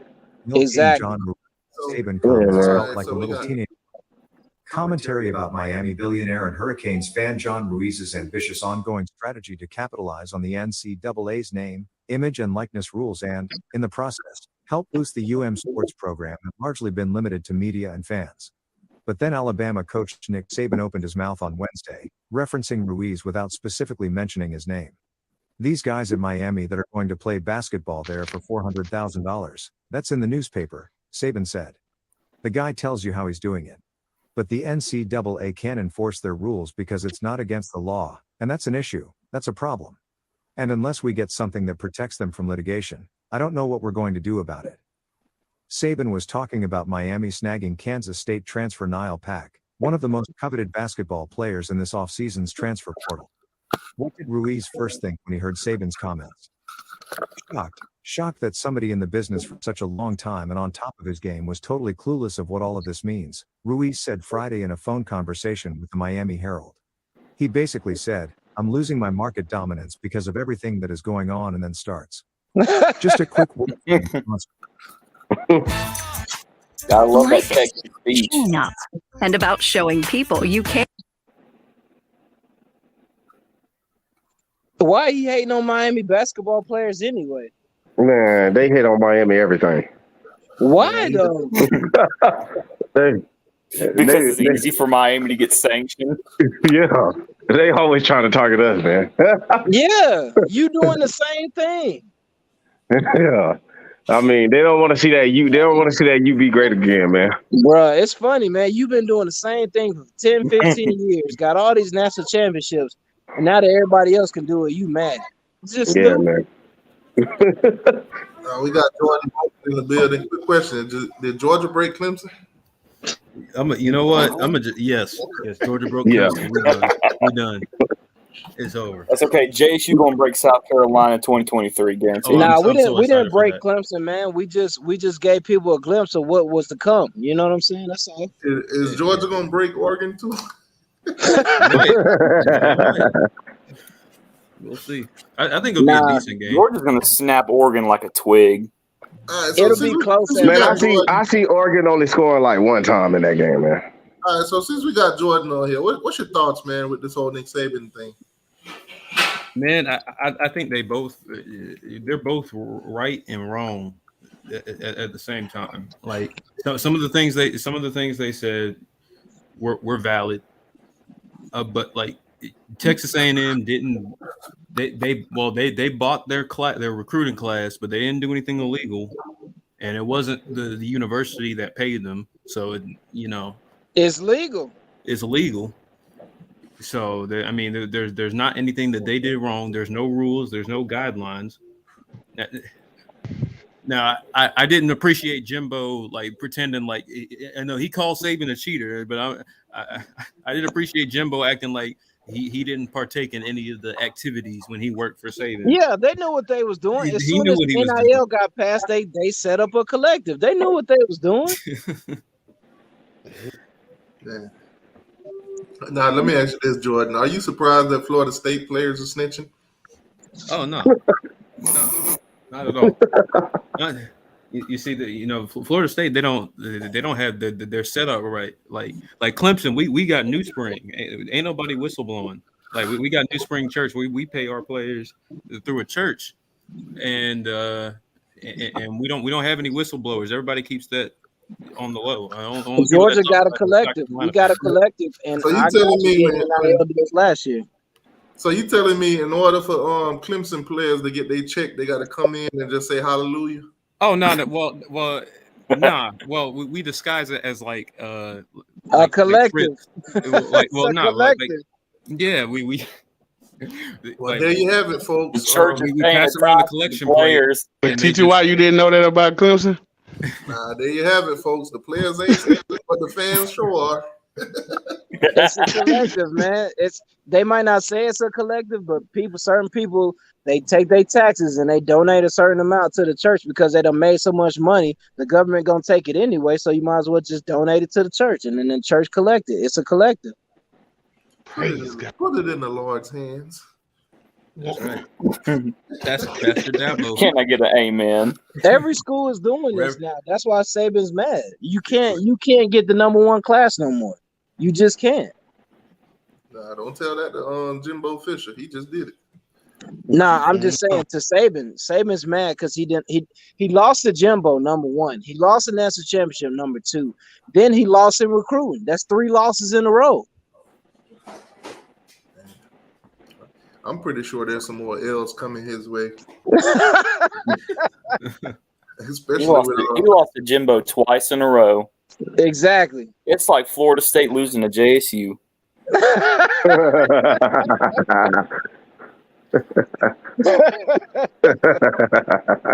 Oh man. That's the way it is, man. You can't be number one all the time. That's what Gump fans don't understand. You can't be the best at everything all the time. Somebody gonna whoop your behind eventually. Oh, Peanut one. Oh yeah, Peanut come in, boy. Get it tied up in here. Oh, all right. Links get it tied up in here. Links in the chat, Peanut. Come talk. And let's hear from a Tide himself. Y'all are some losers. Defend your hypocrite coach. Nick Saban done messed it up for y'all, Peanut. Let's hear what a Tide gotta say. Get the begging to them boosters. Now you looking all crazy. But that's what Nick Saban said. You know what? Dan Mullen ain't in college no more. He in high school now. Let me take over for him. Let me be the one to say something stupid. Pretty much. How the hell did Dan Mullen go from being a coach at the Gators to being an analyst at a high school? Because nobody want to deal with him. Dan Mullen's stubborn, bro. Y'all Gators y'all was like, he a sure thing. It's the antics, man. They don't want to deal with his antics. A lot of coaches are stubborn. It's the antics, man. Yeah, he do too much in the post game. He do too much about recruiting anymore. He kind of messed that was the himself number up one on getting problem. another job. He ain't want to recruit. Too much. He like one of the extra type of dudes. Like, you know, somebody when they do something, they gotta do a little bit extra on top of that. Be that extra. Yeah, boy. Might as well call him Dan Extra Money.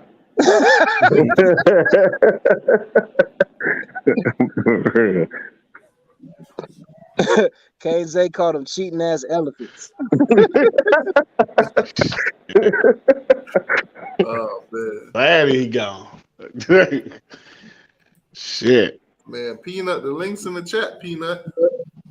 Y'all want to hear what you Alabama fans got to say. Y'all been missing in action for the last couple of days. Bro, they're going to be hiding all the way till September, bro. Yeah. Who they play their first game? I forgot. I think they play some nobody. It's a no.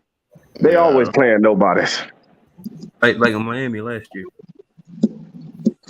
Yeah, it was Miami last Nobody? year. Yeah. No, Miami ain't no nobody. Man, We somebody. I said what I said. We some everybody. No, we some everybody guys. There they go. They woke up now. Don't blame. We some everybody now. They Hey, you some remember last everybody. year, man? They said they were going to beat up Bama. Yeah. So for the Don't get it twisted. I mean, if what you call it would have played, man, I don't care what y'all say, man. That Bama game, man. If there were certain players in that game, man, it would have went different. If they would have what? I'm not saying we would have won it. I'm just saying it would have went different. Wait, You get Miami what I'm saying? playing the best team in Tallahassee in 2024? Who was the best team in Tallahassee? Oh, fam. FAMU. Oh yeah, fam. Oh yeah. We always play them. Further introduction. The block Oh, is here you hot. go. The block is hot. The block is hot.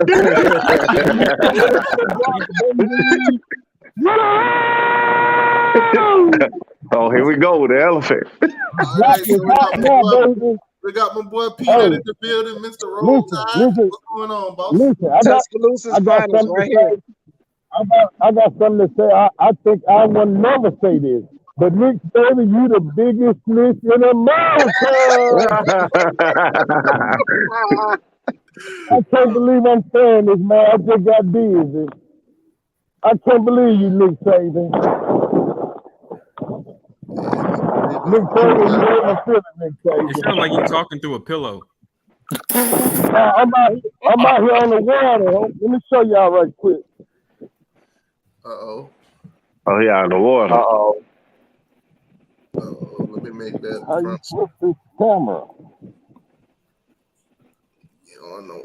Yeah, we really don't want to unblur that. Yeah, Hey, it's that kind of nigga's blurry. new name is Saban 69. Saban 69. We trying to see the water, Peanut. I'm trying to put you on. Yeah, we can't see nothing right now. All we see is some blur. How you flip the camera? Peanut don't know how to work his phone. Nick Saban got me so scared. I'm snitching on the phone. Oh damn, bro. It ain't even the camera, Peanut. It's your signal. Yeah, that's got to be it. No, Yeah, that's probably where you at, yeah. It ain't the signal. It ain't the signal. I got Alabama Network. That boy said Alabama Network. What the hell? I ain't never heard of that. What the hell is Alabama Network? You got to be an Alabama fan. That's why you don't know. Hey, you got the Alabama that Metro PCS. Hey, wait. So I guess Alabama gonna be fuzzy this year. No. This phone right here comes from Winter Center. Yeah. All right, so what I I got pay on the $3 screen? a week. What I got on the I screen pay $3 right a here? week on it. I pay $3 a week on this phone. $3 a week. So what I got on the screen right here is basically Miami's out of conference games for the next couple of years. Breathe. I don't know what that M for. I don't know if that's Maryland or Mercer or what. No, that might be Mercer, bro. That's Miami. That's Miami, Ohio. Miami versus Miami. Yeah. Right, so then we play. I pay $3 a week with a phone call. $50. Why you paying weekly? $50. Why you got his phone from? He got his phone from Winter Center. So y'all gonna get a treat. So y'all gonna get a treat in 24 and 25. We're gonna beat the Gators. Then we're gonna beat Fairfield. Oh my goodness. And Notre Dame. Weekly. Yo, what's up, Peanut? I can't get it out my man. I can't get it out my mind, man. That's tough, man. That's tough, man. That's tough.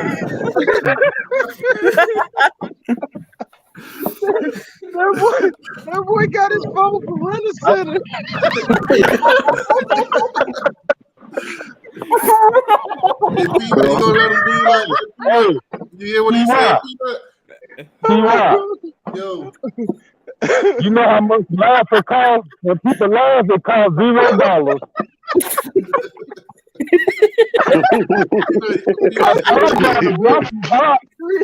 $3 a week. You gonna let him do you like that? Talking about you got your phone from Toys R Us? Yeah, it ain't no problem. That boy got his phone from GameStop. You know I keep it real, man.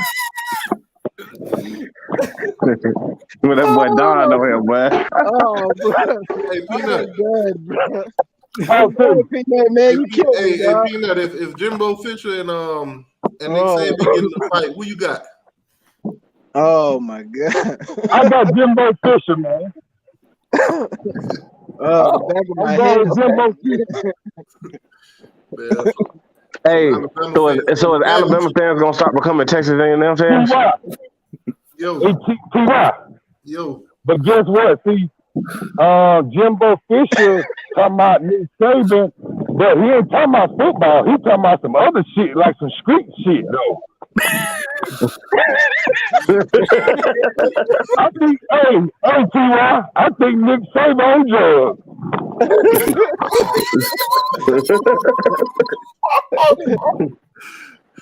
T.Y., if y'all look at that, if y'all watch that interview with Nick Saban, that man was geeked up, man. Hey, Peanut, man, did you get your phone at Winn-Dixie? No, I got my baloney from Winn-Dixie.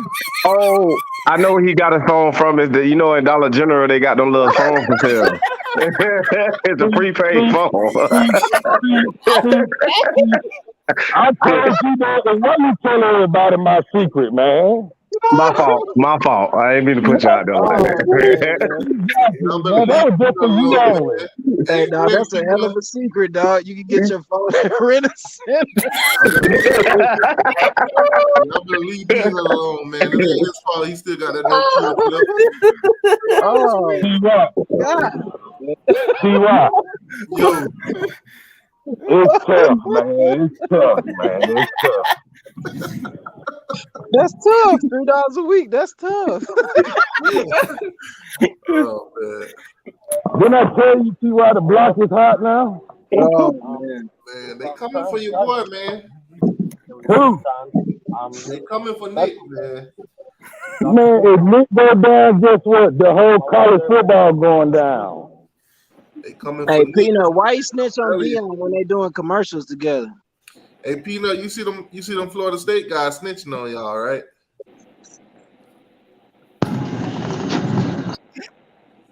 Shit, I think Peanut caught a fish. He missed his phone payment. He ain't paid the $3 this week. Yeah, man. Hey, y'all better stop doing Every Friday at 7:00, you gotta make a $3 deposit. Oh, know what it is? Remember when you couldn't make calls before 9:00? Yeah, that's what it is. That's what it is. That's what happened. That's what happened. Yep. Bro. The minutes ain't free. Oh man. Hey man, I ain't mean to put his business out there like that. I ain't think he got it from Dollar General for real. No, bro. He said Rent-A-Center, bro. Rent-A-Center. But you see what I'm saying? Man. Though, you see what I'm saying, though, BB? When you look at Miami's schedule, we don't run from the SEC. We don't. We don't run. We don't run. We got Texas A&M coming up. We got the Gators 2 straight. Then we got South Carolina 2 straight. We ain't scared of you bitches. Yeah. Hey, ain't South Carolina beat you the last time y'all played though? When was that year? When was that year? I don't even remember. What year was Because it's it? irrelevant. Because it's irrelevant. 2016? I think it was 2016. I think that's right. We played South Carolina in 2016? Something like that. Yeah, I don't remember that. I think that was. It's like the that Independence wasn't Bowl. 16. I think it was early. I think probably was 15 if I'm not mistaken. Yeah, you might be right. Yeah, I don't remember 2016. It was one of those years. It was one of those mid years. Yeah. Still funny though. No, y'all beat West Virginia. Got dial-up collection. Hey, Rose say he was on the CB radio. Nah, he was on. They He beat was y'all on the 14. chirp. That's what it was. Hey, you know how you take them 2 cups and you put that string in between? Oh no. He was on a walkie-talkie. Oh my God! My boy Peanut like that. Oh man, bro. Nah, it'd have been funny if he said he got it from Radio Shack and they don't even exist no more. No, bro. He said he got his phone at Rent-A-Center, man. I was done, man. The back of my head still hurt, man. I was laughing so I ain't hard. even. Hey, I'm just like Kane's Day right now. I ain't no Rent-A-Center sold phones. I didn't either, man. But he said it was his secret. He said I let the secret out the bag, like it's That man got to connect with Rent-A-Center. Yeah, you gotta ask for a dude in the back. Yeah. He gotta say a secret He gotta say a secret password. Yeah, man. He was like, only Alabama fans got this phone. I got this phone at Rent-A-Center. $3 a week.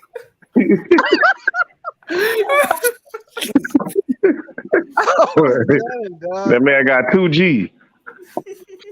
That man got H. He don't even got G. He got H.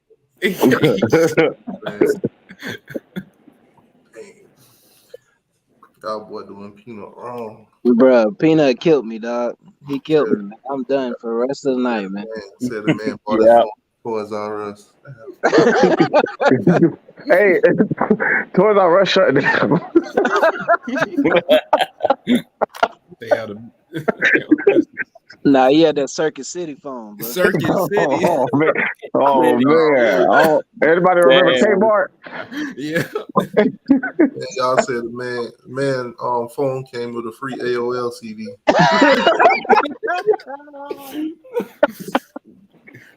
Oh When he said it's $3 a week, man, I was That done, sent me, bro. dog. I said a week. I was done, dog. Yeah, that man killed me on that one. He was proud of it too, man. He was like, "Y'all paid all this money for these phones. I only paid $50."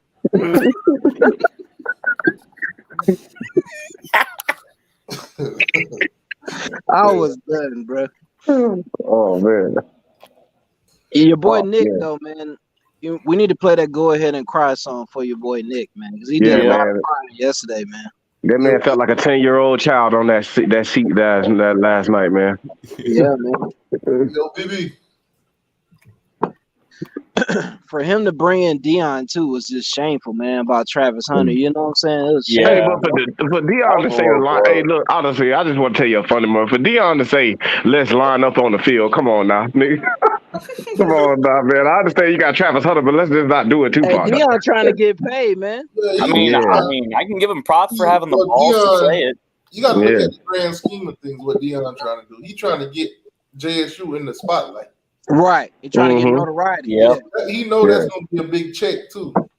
Like, could you imagine if Jackson State played against Alabama and managed to score a point? Do you think JSU could ever become D1 school? Probably score 14 points. Hey, do y'all think JSU could ever become a D1 school if Deion stayed there long enough? Yeah. Yeah, I think so. FBS? Yeah. If Deion, Well, they're already D1. What conference do you see that them going into? Then? Jackson State clearly moved up to FBS. Oh, the Big 12. They wouldn't be moving the rivals up with them. Right. Heck yeah. So you said the Big 12, they wouldn't be able to play I definitely NC State without having to pay Deion them. to stick around and keep getting good classes and start, beating the teams in the WAC or whatever conference he in now. Swag. They could probably go into the Big 12 because they need help. Oh, Clemson just got to commit. Nice.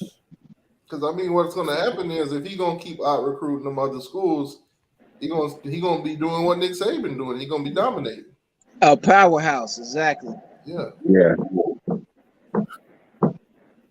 Did they win the swag last year? Yeah. Yeah, they won it. Yeah, but But then they SC didn't win the State whooped their Celebration ass Bowl. in the Celebration Bowl. Yeah.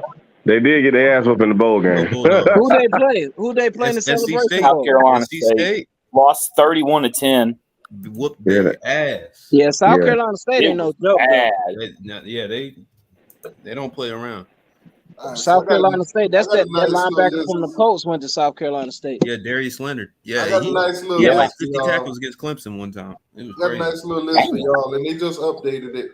So, top 40 most important games of 2022. And of course, the number one game on there is Texas A&M versus Alabama. I wonder why. Yeah. Baby, there you go, man. Florida, Utah. Jordan, there you go. Clemson and NC State. It ain't gonna mean nothing because NC State about to go 7-5. And Clemson and Miami. Wait, who you taking on that? Clemson? I'm taking Clemson all the way. That's at home. We haven't lost at home in 6 years. Y'all about to hey, after y'all lose, y'all coach gonna come out like Nick Saban. Nope. Does anybody happen. think that Florida's gonna beat Utah? Yeah, I believe it. Yeah, I think they'll beat them. I believe it. I believe they'll beat Utah, man. I understand what Utah did to Oregon, but come on now, I feel like they all right. Utah I feel like there's teams that they just get their moment for that 1 year or 2 years or something like that, but they don't really do nothing the last couple of years. Like, what's the last team that was doing something? And they didn't do nothing after that, like Washington or somebody like that. Wisconsin. It was Wisconsin. Yep. Wisconsin was doing something for like a year or two, and then after that, you don't hear from Wisconsin like that no more. I feel like Utah like that. Listen, bet USA. I don't Bet know. US. I'm sorry, bet US. Yeah. Pick the Utah to beat them by 30 and lay the points. What the hell? That won't happen. That's crazy. But Kyle Whittingham, Utah's coach, he been there for. It's not like Washington where they've had multiple different coaches. And Kyle Whittingham has been at Utah for a long time, and like they got an identity. They don't play. Yeah. Like, they're gonna bring it, especially on the lines of scrimmage. They did it last year. They're gonna do it this year. They always are tough. So I give you that. They're gonna be tough. I ain't gonna say it's easy. Yeah, but I don't think they're gonna beat Florida though. No, I don't think they they're gonna beat they them. almost beat Ohio State. Yeah, If we they didn't home. have a I don't running think back, they're if they gonna didn't have a beat them. running back, Probably Utah, they might win. Okay. if they didn't have a running back playing cornerback, they would have beaten Ohio State. Yeah. And the quarterback got hurt in that game. If Florida beat Utah, they cheated. Hey, I got a question. Do y'all think this will be Bama's worst season as far as wins and losses? And like, I believe they lose 3 games this year. No, I believe they lose 3 games this year. You think they're gonna lose 3 What they games? bring back Yes, on I believe defense. Alabama lose 3. Not with what they bring back. For real? I don't care. No. I believe Alabama lose 3, bro. They bring back 9 of them. They might have the best. Texas, defense. hey, look, Texas A&M, they gonna lose That's what 2. people not looking at. I'm gonna say it right now. Alabama going 11-1. I can see that. Yeah, I can see them dropping one game. I don't think they're dropping more than one with what they got coming back. Yeah, just one. And Their schedule's not even it this. ain't a loss, and it ain't a loss to Texas A&M. It's a loss to Arkansas. I can see. They could lose to Arkansas. They could lose to Arkansas. Arkansas. Yeah, they can lose to Arkansas. They could lose to Arkansas. I've seen to lose to Arkansas. Honestly, both Alabama and A&M could lose to Arkansas, and Arkansas would lose to some random SEC team. That'll be hilarious. That's what happened. What if Arkansas won the West? Y'all think Michigan can make it 2 years in a row on Ohio State?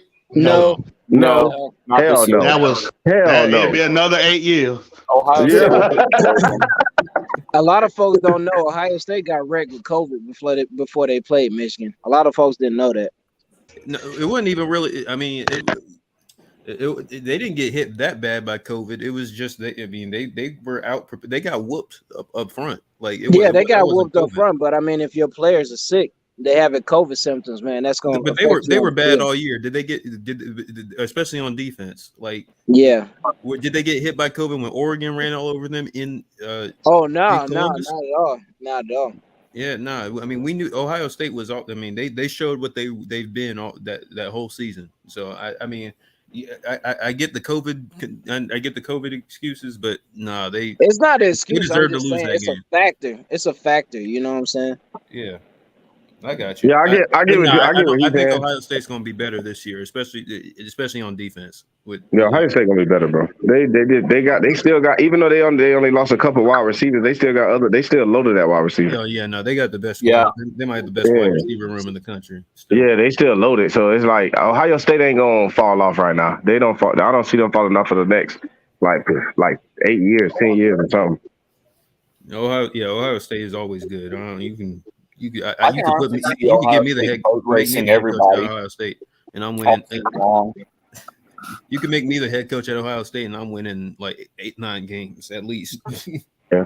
Hey, and I agree with Mario Chris the GOAT, because I've been saying that, man. That's why I feel like Nick Saban like that too, because all the states like Texas, California, Florida, and Georgia, they're gonna be able to keep their players at home, and they ain't going to Alabama. Like, so it's like Alabama gonna lose out on a lot of players. Like, they talent. I'm trying to tell you, I believe in the next 3 to 4 years, the Alabama talent not gonna be the same. I don't know about that. We'll see. We'll see. Yeah, all that talent's gonna go back to Florida and maybe Texas and California. I mean, because you got to think about. Okay, let's think about it. Like California, right? You got California, you got Miami. I mean, Florida. Let's say Florida all together, because you got Miami, Florida State, and Florida, and then you got Georgia and Georgia. Then you got Texas A&M, Texas, and all them. Imagine like these with the NIL deal. All these boys want to do is just feed. I'm trying to tell you, it's gonna come down. All these boys want to do is feed their family, and guess what? If they able to feed their family and still play at home, they're not going to Alabama. I'm trying to tell you. It depends on if Alabama's having success or not. That's still too. Don't get me wrong. Alabama will still be able to pull in the recruits, but you know how Alabama's just not going to be that just number one powerhouse no more. I just feel like that in the next like 4 to 5 years, bro. Well, once Saban Like I feel retires, like they'll still be going they're to the gonna be SEC completely different. championship here and there. They'll still be winning games. They're not gonna be a losing team. I feel like Alabama ain't gonna be no loser team. But I'm telling you, the college thing is gonna change, bro. Like I said it here in 2022, bro. The college shit gonna change, bro. It's for the change. Like these Alabama is not gonna be that powerhouse. Now you're gonna see Auburn right under them coming back up. You're gonna see when they finally get their situation together. But Ole Miss is already on the come up right now. You got Texas A&M. You see what they did with the thing, like you said, by next year Arkansas. they should be. Yeah, Arkansas. Who else? I mean, you could talk. We could talk about it when we Tennessee make jokes about it, but Tennessee is a talk too now. Like you South get what I'm saying? Carolina. Yeah, Bro, they Tennessee's the got. talk Hey, I every don't year. know why South Carolina not being talked about. They got Spencer Rattler right now. Yeah, Tennessee every offseason in the SEC, Tennessee gets all this attention. Then when the season comes, they don't do nothing. We used to that. Yeah. Hey, but I'm Every just year. I'm just Well, they're I'm not just going to saying, beat like I feel Georgia, like but they're not I just just beat feel like everybody all else. around I just Georgia feel like knows this NIL thing, I just feel like all around college football is gonna change. It's about Yeah, to it's an change. even playing field now. Yeah. Yeah. Alabama's not gonna be just It's not an Alabama's even not gonna playing be field. It's the just thing is Alabama's not gonna be able to come into somebody's home and just powerhouse them now because they're gonna have the same players. Like you get Yeah. what I'm saying? Like that's why I feel like Nick Saban came out and said what he said today. Well, Yeah. yesterday. Yeah. You You get what I'm can't saying? have Because all he the 5 stars no more. That's all it yeah. is. Yeah, that's what I'm saying. Like I said, I don't feel like Alabama gonna get sorry. No, that's Alabama. I mean, I feel like Alabama gonna still be there. How I feel is Alabama still gonna be good as long as Nick Saban there. When Nick Saban leave, I'm just letting you know. That shit gonna Nick different. Saban will die before he retires. Huh? Nah, man. Looking at the way he was talking yesterday, man, he might have one foot out the door, bro. Yeah, he might be ready to retire. Yeah. Yeah, fair enough. I feel like Nick Saban got maybe 3 more national championships in him. I don't know, bro. I don't know. I say Yeah. one more. My dog's got something to say about that, bro. I feel you. Yeah, boy. Hey, that boy Kirby is a mad scientist, bro. Hey, but I'm gonna end up getting up out of here before I go though. I just want to let y'all know, don't sleep on Miami in the next 3 years. Yeah, T2. Y'all can't have too high expectations that first year, you know. But give them a couple years to recruit and get that chemistry with the players. You know what I'm saying? Yeah. Miami. Hey, but this year, how I feel as a Miami Hurricane fan, so TT Walker know too. This year, ACC, I'm not accepting nothing lesser than the ACC championship this year. I'm just letting you know, I'm not accepting nothing less than the ACC championship this year. Because we don't waited so long, we don't went through a lot of bullshit, man. I feel like we finally got them coaches. Gotta go. Hey, He's look gone. I feel like we finally got them coaches. We finally got them play. We been had them players. I don't care what nobody say. We been had them players. It's just that we ain't had development. And I feel like when it come down to Miami, we got that development now. It's going down this. It's going down this year. Hey, Just wait T2, for you it. hear that, man? Just wait for it. I hear. Yeah, man. I'm just saying. Less than the ACC championship. Hey, man, I No don't set nothing less, and I don't set nothing less than we need to learn 10 games or more. 10 games or more. 10 games or more. We got some smoke in the chat. No. FSU will beat Clemson this year. Jacarius, come on, Beat man. Duquesne first. Hey, but y'all go Canes, man. I'll talk to y'all later, man. All right, bro. Now, I got a bone to pick with Mississippi State. Why would you post this score? Seriously, you got whooped 27-2. Why would you even post the score? Tennessee's the number one team in the nation. It don't matter. Are you proud to get whooped 27-2? And my dogs beat them. My dogs beat them. They're the number one team in the nation. I expect this kind of stuff from the Florida Gators. We don't do that. You can expect it, but we don't do it. Bergie, what's going on with you, man? What you think about this Nick Saban situation? I kind of expected it. I mean, the game is changing, and he's walking into an era where things aren't going to be the way he's used to having them, and the pressure's getting to him, and this is what happens when the pressure gets to people. They snap. Hey, Bergie, are you accepting nothing less than the ACC championship? Are you on that train? I'm putting zero expectations, zero predictions. I'm not putting nothing on nothing. I'm just happy we got a real staff. I'm happy we got some financial backing, and I'm excited to see what happens this coming season. All right, that sounds better. Because people saying ACC championship in this coach's first year, that's just ludicrous, bro. And people have been saying that for 20 years, and after that doesn't happen, people have been crying and complaining about everything and everything too. So I ain't doing none of that this year. Screw that. Yeah, you can't say first year ACC championship. That's just ridiculous, man. I mean, you can say it, but it's just saying it. Just say 15-0. It worked for Georgia. Yeah. They ain't go 15-0 though. Yeah, we They're did going. Miami's going 15-0. 14-1. Just like I said, I ain't putting no predictions on nothing. I'm just happy to see what we got coming up, and hopefully we start seeing a whole lot better as the years go on. I didn't say 15-0 until that schedule dropped. When I seen that schedule, I was like, okay. But you got every right to at that point because you had a well-built team with a coach and staff in place with you had everything going for you, so there was no reason but I got not to dogs, say it. Go back and listen to T2Y, man. I listened all last season. I was there all last season with you. I got dog for saying 15-0, man. I said, well, Georgia always lose a couple games, and y'all got Stetson Bennett at quarterback. I got dog for saying it. Yep. But the situation was a whole lot different for y'all than it was for us. So, I mean, even Kirby went 8-4 his first year. And lost to Georgia Tech. Yeah, and lost to Georgia Tech and Florida. Jimmy Johnson went 8-4 his first year, so I'll take it. And almost lost to Nichols. Yep, almost lost to Nicholls State. Yep. How are you feeling about Kirby after that? Bro, I was down with Kirby from day one because he came from Bama, dog. He came from under that Nick Saban tree, so I was like, hell yeah, man, let's roll. But I wasn't saying SEC championship. You know what I'm saying?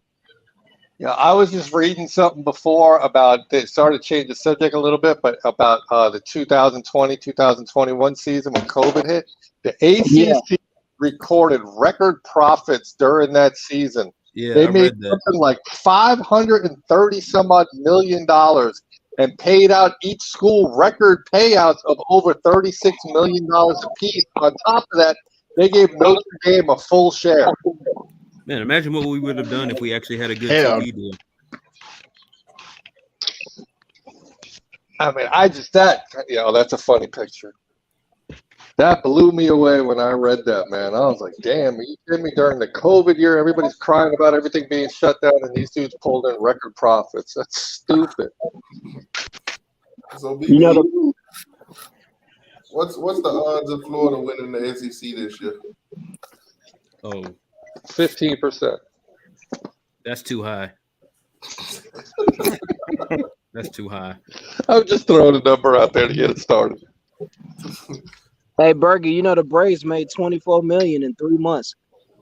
The Braves won the World Series. More power to them. Yeah. They made stupid money. When you win, you deserve it. I got no problem with that. Yeah, you're right about that, man. Man, I heard when Deion Sanders heard what Nick Saban said, he was like a good neighbor, State Farm. No more Affleck, huh? Nope. See who they take off. That man called out Jordan. I mean, what's his name? Travis Hunter, dog. I read the newspaper. They bragged about it. I'm like, man, you look stupid as hell. Yeah. But this is the kind of stuff that's going to happen, though, if the NCAA decides to come after John Ruiz, because Ruiz is daring the NCAA to come after him. He wants them to come after him so he can expose everything. And when he does, that's the kind of stuff that's going to come out, and that's what they're definitely afraid of.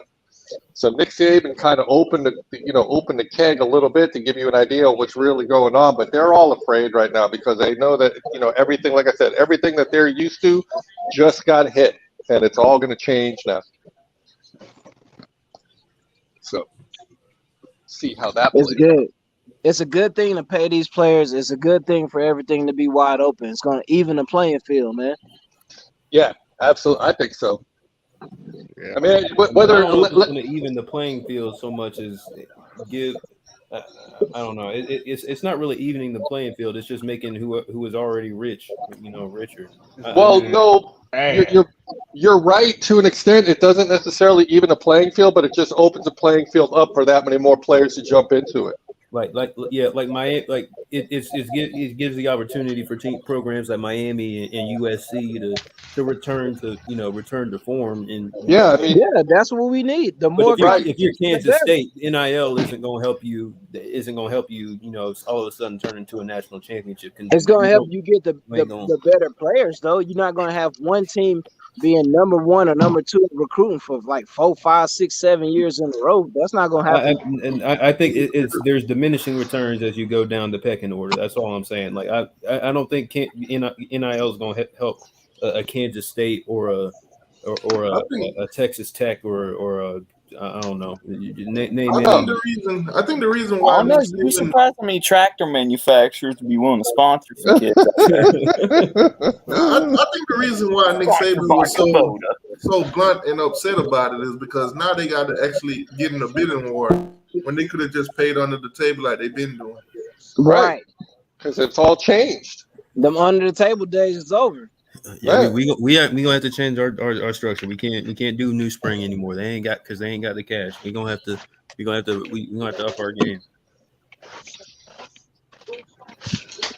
Yeah, it's a totally different ballgame now. And like I said, when you got a team like Miami, who, we have a lot to offer by way of, commercial endorsements, by way of, just the city and everything that Miami has to offer. That's a big pull to a lot of people. And, schools like Alabama and all these middle of the country schools, they really can't match that. And, it's going to, like I said, everything's going to change. I mean, look what just happened at USC with them getting Addison. The reason why they got Addison. Speaking of which, Miami, how much y'all paying Ray Joseph? How much y'all paying him? What? How much y'all paying him? Joseph? Yeah. Ray, the receiver. Edison. We ain't paying him nothing.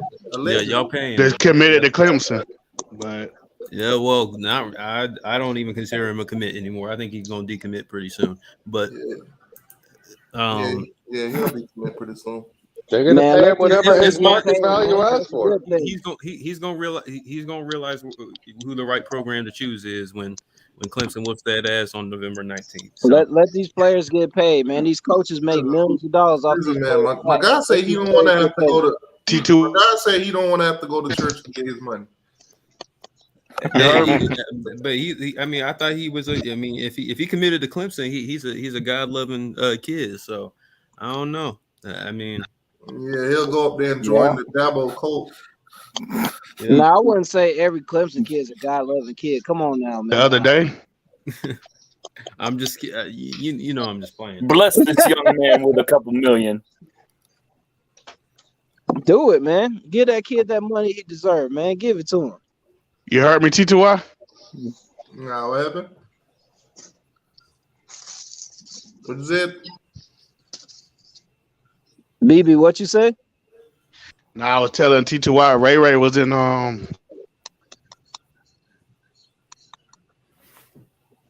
So what? Okay. You gotta repeat that, BB. You went up. I know it's breaking up. I was where I'm at. You said Ray was in and then you went out. Where was he? No, I was Canes Unfiltered the other day.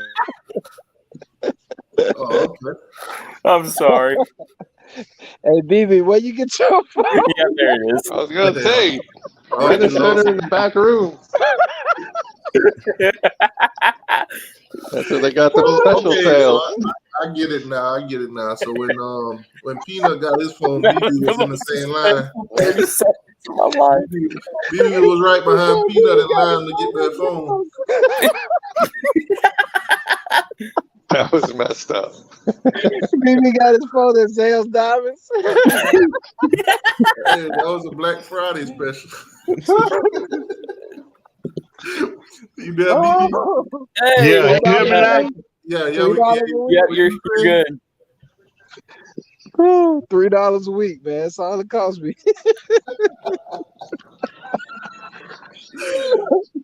And he's gone.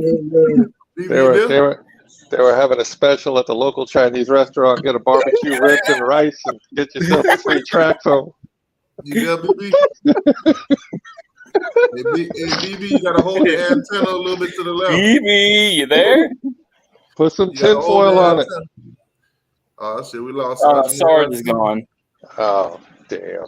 That's why when you go by University World and shit, I always. I think on that note, I've been on about 2 hours now. I'm about to hang this thing up, man. All right, man. All right. Everybody have a good night. Appreciate everybody for coming in. Nick problem, Saban crying. Yeah, later, T2R. We'll probably see some more players snitching and stuff like that. So college football time right now, it's kind of drama, but give us something to talk about. All right, guys. Man. Take it easy. Appreciate talking to y'all again. Y'all be good. See ya. All right, later.